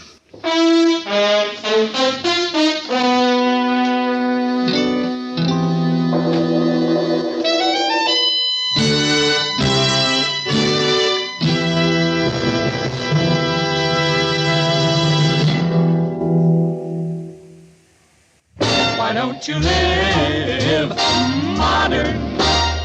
Live modern. Live modern. Change to L&M. Only with L&M can you enjoy the full, exciting flavor of today's finest tobaccos through the modern miracle of the L&M Miracle Tip. Through the pure white Miracle Tip, L&M tastes richer, smokes cleaner, draws easier. No other cigarette, plain or filter, gives you all the flavor you want. The rich, exciting flavor you get only from L&M. So light up, free up, let your taste come alive. Live modern. Smoke L&M. Make today your big red letter day and start to live the modern way. Live modern. Get L&M today.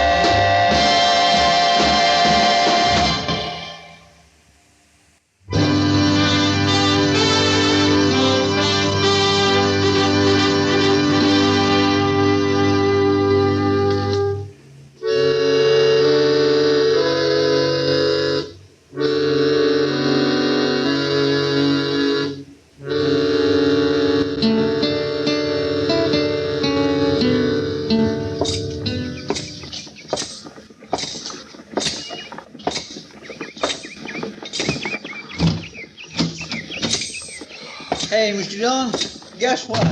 No, what, Chester? You know who that little raggedy dog belonged to? It wasn't no kid at all. It was an old fella called Pony Thompson. Pony Thompson? Yes, sir. He come in here a while ago. He heard we had him. He's out back now burying him. I never heard of Pony Thompson. Neither had I. He's a real nice old fellow, though. Oh, kindly funny looking. He looks at you from under them scraggly eyebrows like an old gray wolf, but that's him. You'll see. Hello, Mr. Thompson. No, I ain't no Mr. Pony's good enough. This is Marshal Dillon. How do, Marshal? I'm sorry about your dog. Well, I shouldn't have brung him. Town's bad enough for humans. Where you from, Pony? I haven't seen you in Dodge before. I don't seek out no town but once a year. I move around on the prairie, Marshal. Sometimes I go into the mountains. I just can't stand four walls and a roof. It's like being in jail. What are you doing here now? Once a year, I get drunk. What? And that's why I come to town to do it. I figure if I gotta get drunk, I gotta be cooped up in some saloon. But, just walking down your street there, I feel kind of hog-tied. Oh, my goodness. Hey, Marshal. Yep, honey. Who shot my dog? A couple of men who just rode into town. I'll have to know their names. You want them to pay you for the dog, Pony? No, 'tain't money I'm after. I didn't think so. I got a heavy old rifle down at the stable with my gatherings. I figured to go kind of beat 'em half to death with it. Yeah, that wouldn't help you, Pony. You ain't gonna tell me their names? No, Pony, I'm not. Well, where you going? I can't get drunk unless I start drinking, can I? No. But I'll find out who shot my dog. Don't you worry.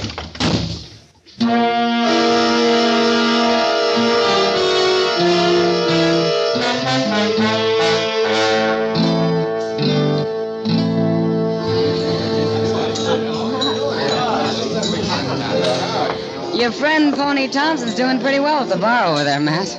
That's his second bottle he's working on. He sure keeps to himself, doesn't he? A man who drinks alone is usually peaceful anyway. Yeah. Now, hurry it up, bartender. We ain't got all night. Now, who's that pair? Just came in. Oh, you know him, Matt? Yeah. One of them's the man who shot Pony's dog I was telling you about. Oh. Well, he looks like the kind. Kitty? Oh, no, what Sam wants. Hey, Kitty. I better go see you. I'll be right back. Yeah, sure, Kitty.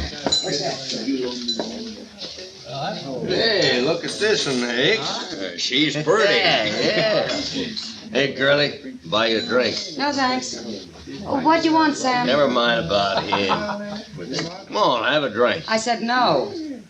I said yes. Come on, girlie, loosen up now. Tell me something, mister. Do you have to be awful brave to shoot puppy dogs? What? It must take a real man to do that, huh? I just ought to slap your face in for you. I wouldn't try that, Gorman. It's a marshal. Now what?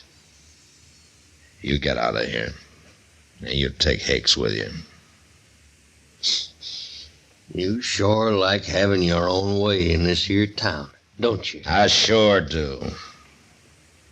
Now you get moving. Come on, Gorman. We don't want no trouble. Shut up. All right. I sure am getting a belly full of that. What a hero. Yeah. But Kitty, I wish you hadn't mentioned the dog. Oh, I'm sorry, Matt. I forgot. Hey, evening, Marshal. Hello, Pony. So, that feller's name was Gorman, huh? Got a mean face, too, ain't he? Now, look here, Pony. Don't you worry. I ain't gonna follow him, Marshal. No sirree, Bob. I got me this here bottle to finish. Yeah, I'm gonna get drunk tonight, remember? Well, I guess it doesn't matter after all, Matt, huh? Hell, I hope not, Kitty. But I'm not so sure.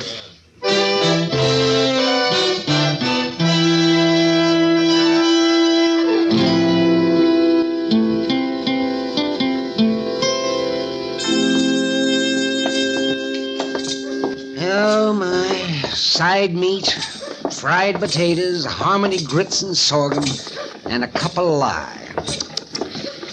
Matt, that was a mighty poor breakfast, if I do say so. Oh, then I'm glad I didn't treat you to it, Doc. Oh, look who's in. If you ever treated me to breakfast, I'd be so dumbfounded I couldn't complain. Dillon! Mr. Dillon! Huh? Where's Chester? At the stable door there. You too, Doc. Hurry up! Me? What's he got, a sick horse in there? Now, he's got something, Doc. He looks pretty worried. Oh, Chester's always worried. If it isn't money, it's women. Moss Grimmick went to the office looking for you. Now, what's the trouble, Chester? There's been a killing. What? That fellow Walt Gorman, he got his throat cut in here.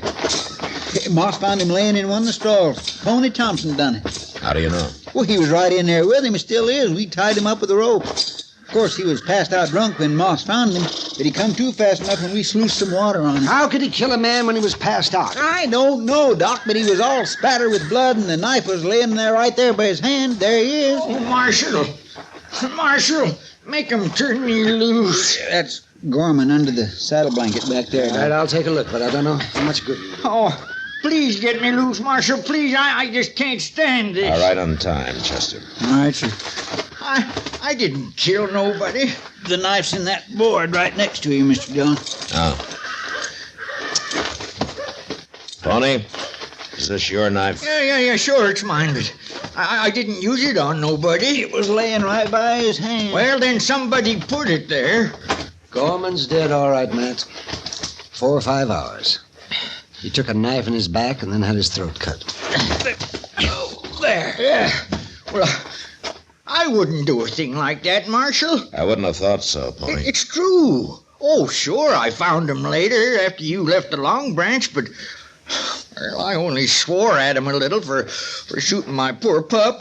I'm going to have to lock you up, Pony. Oh, no, please, Marshal, don't do that. Please, don't. I got no choice. I tell you, I'd just go crazy. You put me in jail. I told you how I am. Chester, take him down. Huh? Come on, Pony, let's get going. Oh, please don't. Not jail, You please. should have thought about that before you killed Gorman. Now, come on. I'd rather get shot. I'd rather die. You ain't gonna die. Now walk along.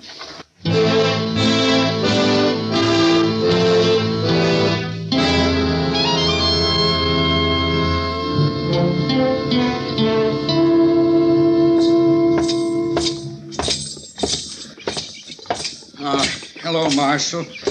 I've been waiting for you. Hello, Hicks. I seen Chester a while ago taking Pony Thompson into the jail here. They tell you what happened? He sure did. I didn't want to see Gorman. Not after what that old man did to him. Come on into the office, Hicks.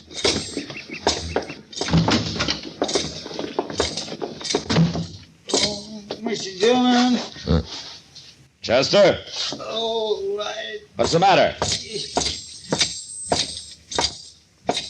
What's the matter? You sick or something? He hit me. What? Oh. Where's Pony Thompson? That's what I'm telling you. He hit me with that stool in there. You mean he got away? I turned my back to go out of that cell. That's all I remember. And he's been gone about 20 minutes. Well, let's find him. Standing around here is doing no good. We'll find him, Hicks. Oh, but I know where he went. You do? Where? Well, in the stable there, he was mumbling about a hideout he knows down by the Arkansas somewheres.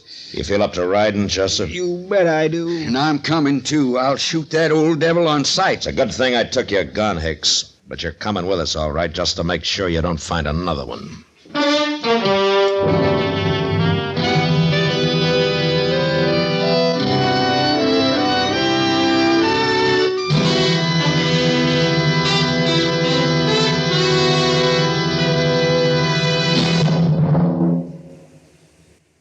Why don't you live modern? Live modern. Live modern. Change to L&M. Yes, have an L&M. Enjoy a really modern cigarette. A cigarette that gives you all the full, exciting flavor of today's finest tobaccos. No other cigarette, plain or filter, gives you the flavor you get through the modern miracle of the L&M Miracle Tip. Through the pure white Miracle Tip, L&M tastes richer, smokes cleaner, draws easier. So light up, free up, let your taste come alive. Live modern, smoke L&M. Make today your big red letter day and start to live the modern way. Live modern. Get L&M today.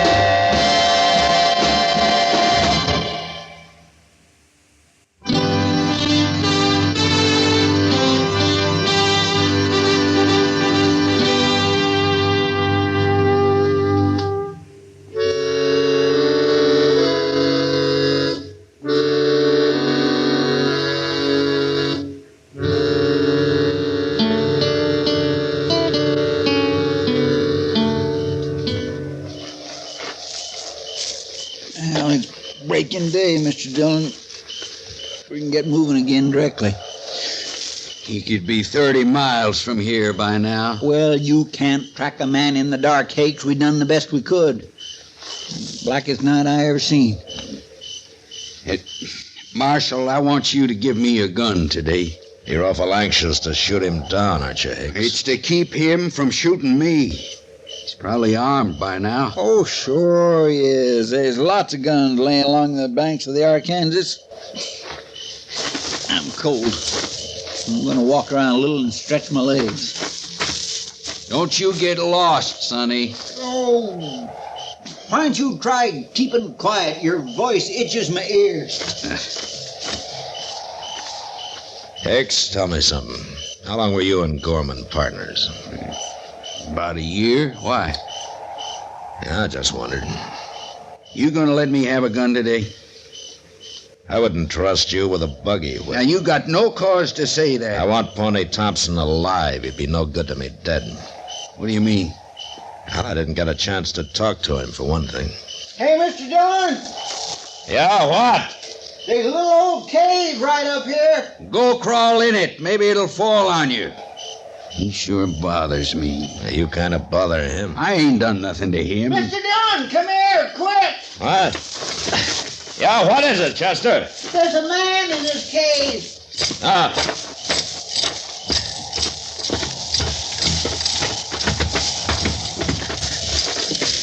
It's old Pony Thompson. Well, drag him out. I did. He's dead, Mr. Dillon. What? He's dead? Yes, sir.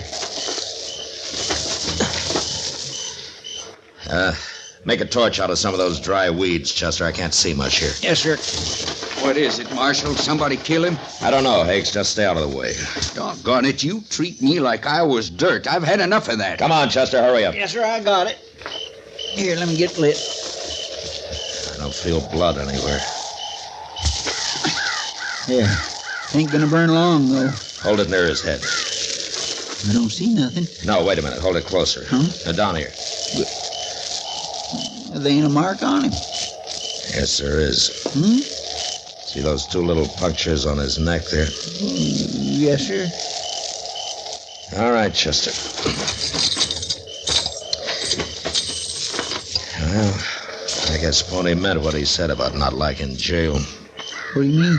We've been sitting right down there in front of his cave for about 8 hours now. He could have hollered for help, but he didn't. Help for what? There was a rattlesnake in that cave. That's what them marks on his neck was. He got bit. Rather than face jail, he stayed in there and died. I don't get to feeling so sorry for him. He stuck Gorman in the back and cut his throat, didn't he? Yeah, Hicks. That's exactly what happened to Gorman. What are you looking at me like that for? Chester. Yes, sir? Did you tell Hicks that Gorman got knifed in the back? No, sir. All I said was he got his throat cut. And poor old Pony Thompson died for nothing. I don't know why you killed your partner, and I don't much care, but we'll find out. After we get Pony buried properly. Now, look here, Marshal. And you'll dig the grave, Hicks. And you'll dig it deep. The old man deserves that much from you.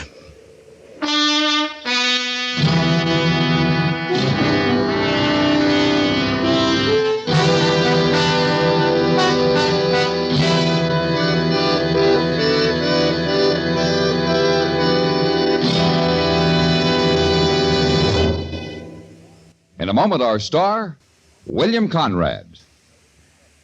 In a recent study, a noted traffic expert estimates that inadequate highways and resultant traffic jams cost the American economy billions of dollars every year, and suggests that the cost of modernizing our roads would quickly be regained in time saved. Discussing motor accidents, this same expert suggests that legislation may be needed to curb the speed of our powerful automobiles before they ever leave the factories. This is a controversial question on which the experts disagree. But all traffic experts agree on one thing. Common sense cannot be legislated into the automobile driver. He has to learn it by himself. Anger, bravado, and the spirit of competition often are expressed on the highway by excessive speeding, disregard of traffic signs and signals, and other risky maneuvers. Psychologists sum it up by saying that careless drivers are emotionally immature. Put more bluntly, it means that careless driving is kid stuff. This has been a CBS Radio public service announcement. You know, when a High Plains woman was looking for a husband, cowhands used to laugh and say, she's throwing a wide loop. Well, next week a woman catches her man right enough, but with a .50 caliber rifle. And that was the West. Gunsmoke. Produced and directed by Norman McDonald, stars William Conrad as Matt Dillon, U.S. Marshal. Our story was specially written for Gunsmoke by John Meston, with music composed and conducted by Rex Corey. Sound patterns by Tom Hanley and Bill James. Featured in the cast were Joseph Kearns, Vic Perrin, and Lawrence Dobkin. Parley Bear is Chester, Howard McNear is Doc, and Georgia Ellis is Kitty. Join us again next week for another specially transcribed story on Gunsmoke.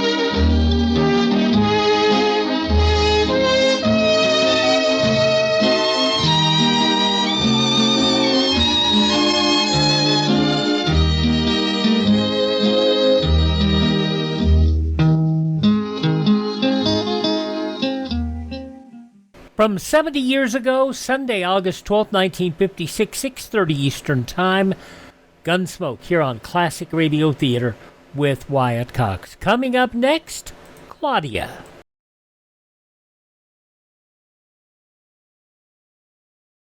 There are times every day as you work or you play when a pause would be welcome to you. And it's then that you find a bright thought in your mind that only a Coke will do.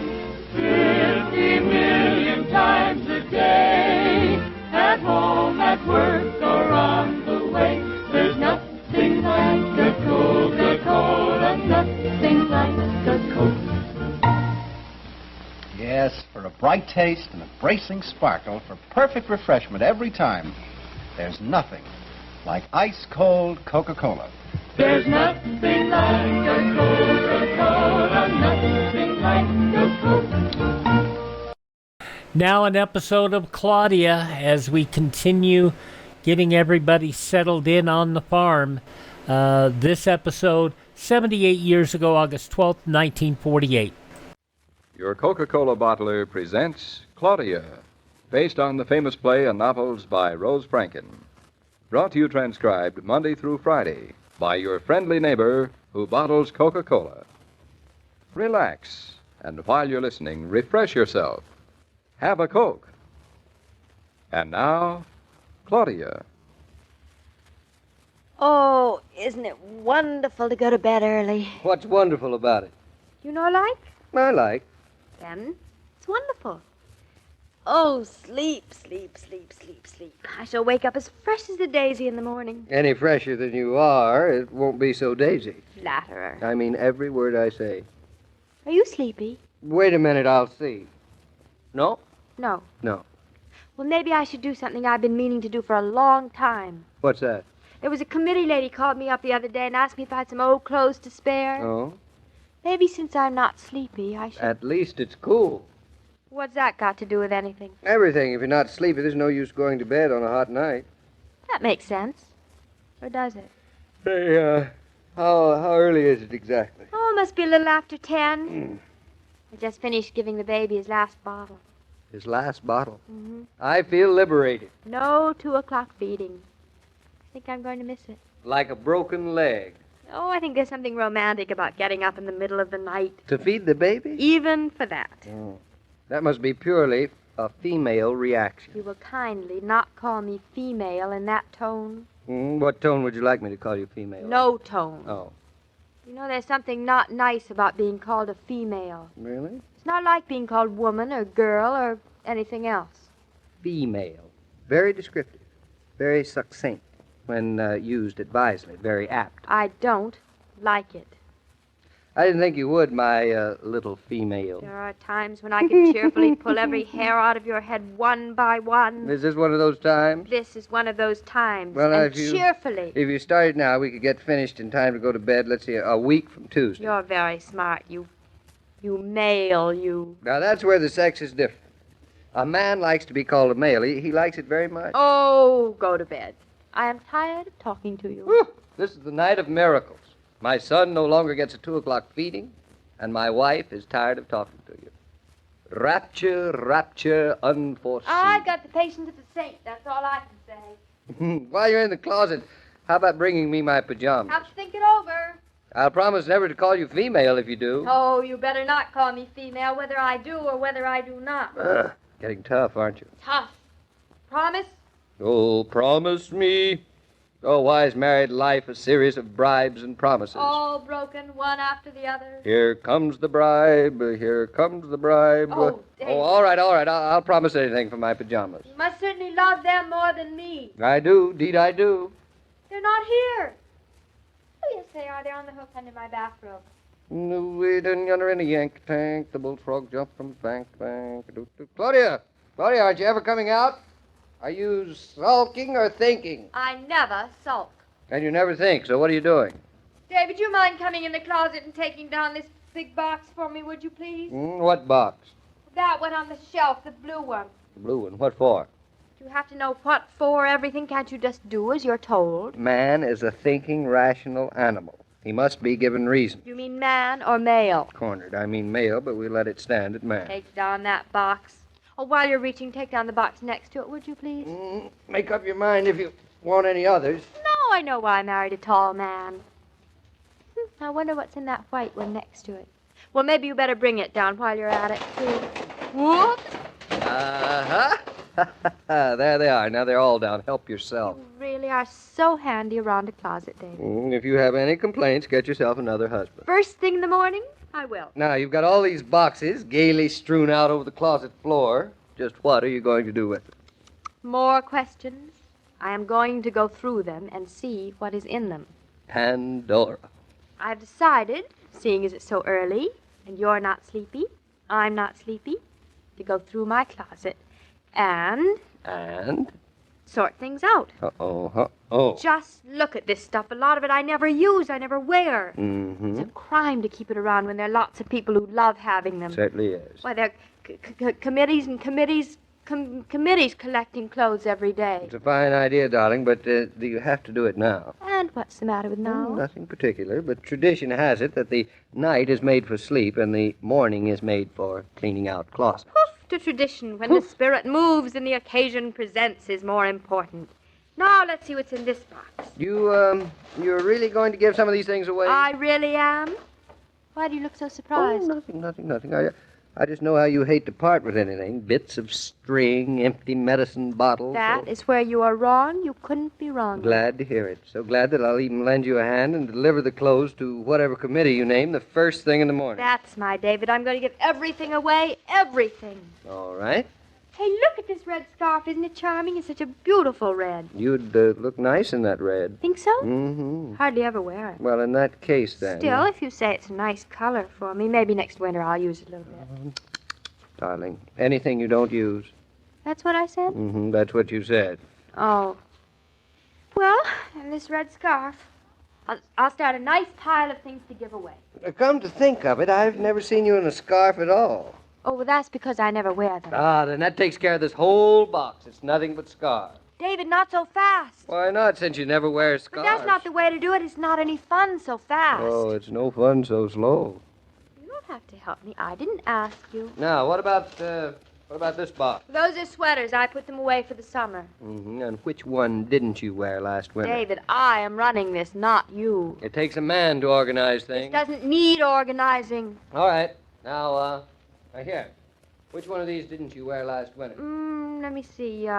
Blue one, the brown one. Oh, and that nice soft gray one. This gray one. All right.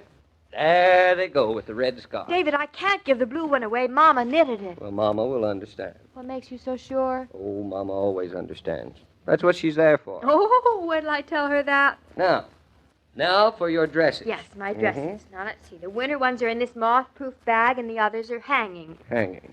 David, I am going to do this my own sweet way. Of course you are. I'm only here to help. We'll start on the winter clothes. Very logical. Very. Now, I'll unzip the bag. Good heavens. What's the matter? Have I that many dresses? I think you've kept every dress you ever bought. Oh, rubbish. I never saw you in this brown one. Oh, that's from before your time. Oh. That did used to look wonderful on me. It did all the right things. Mm-hmm. And what are they? Guess it doesn't fit me anymore. No. But you would be dazzling in it. Brown is my color. Try it on. Mm-hmm. They wouldn't go over my broad shoulders. Oh, well, it would fit your left arm. Now, Claudia, get away from me. Come on now. Let go. Just a minute. Hey, come on, bend your arm. Now, watch out. You're breaking it, Claudia. There. You are beautiful. You look just like me. Just like me. Just? Oh, darling, wouldn't you like to see a Mickey Mouse tonight? I'm seeing one now. Thank you. David, you don't sound like me at all. Now, wait till I get my hat and I'll be right with you. No hat, sorry. You can have a babushka. A babushka? What's a babushka? The scarf. Well, if it isn't our old friend, the red one, waiting for you. Lovely, lovely. I shall have a turban. Oh.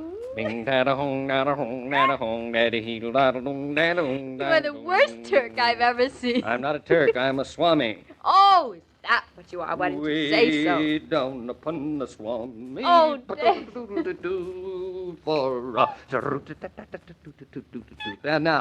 Now, what other robes have you for me hanging there in the closet? Well, do you intend for me to clothe your entire harem? I certainly do, and I'll have you know that I have 40 wives, 40, count them. That's too many. Much too many. Oh, you poor man. Now, where's that blue dress? Oh, it's stunning, too. Here, wrap it around your waist. Get away now, I'll do it. It gives me a figure like an hourglass. Like a minute glass, Swami. Ooh-ee, the mirror. Right here on the front of the door. I'm stunning. There's no question of it. I am stunning. David, you'll break your neck standing on your clothes. I mean your toes. I need a few jewels now.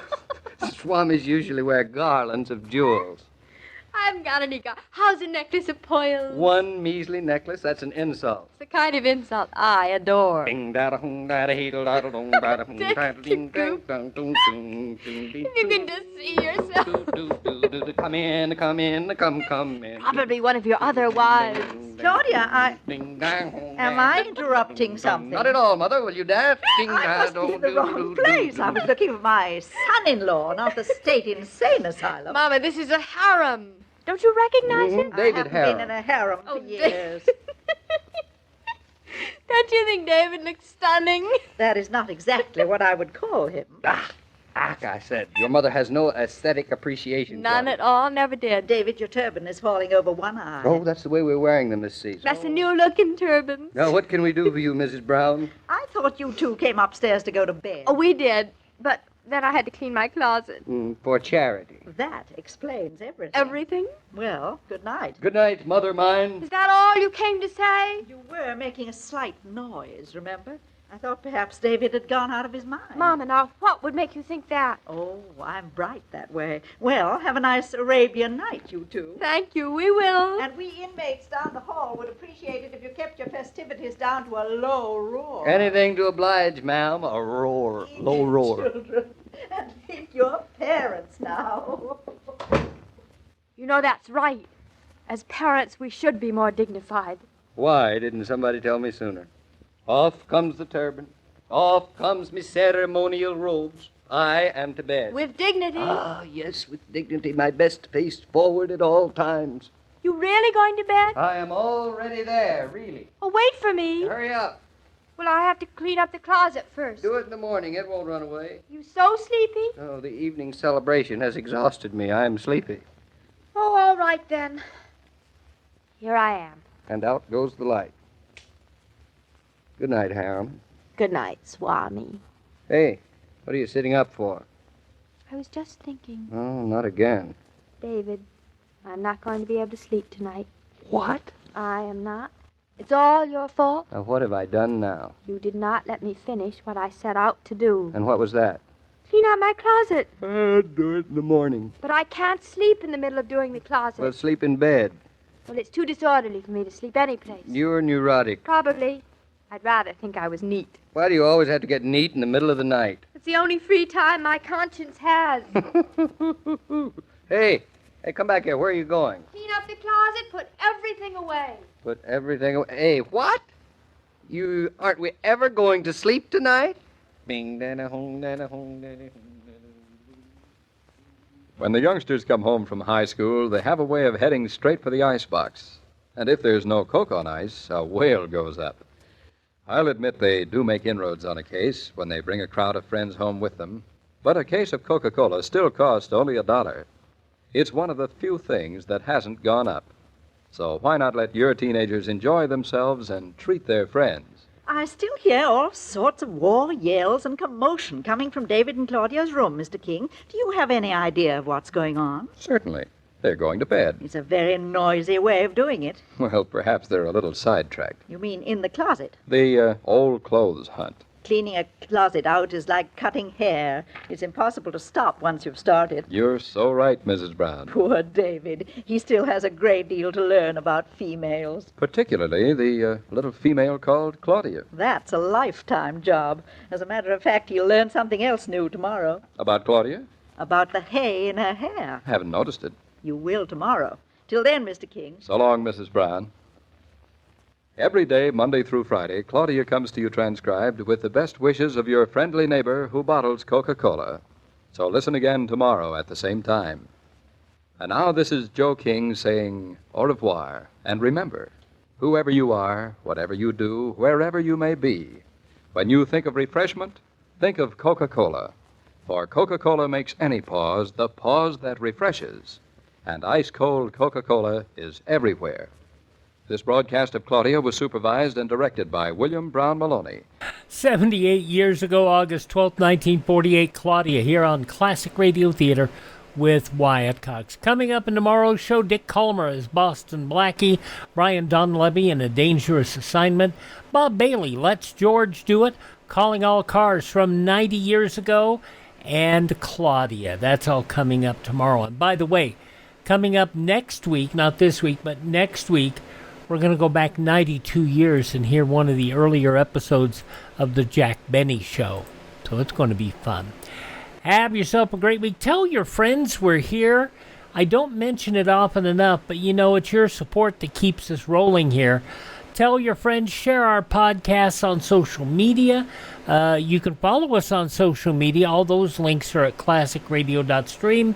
And by all means, if where you're listening to us has the ability to leave a rating and leave comments, do that.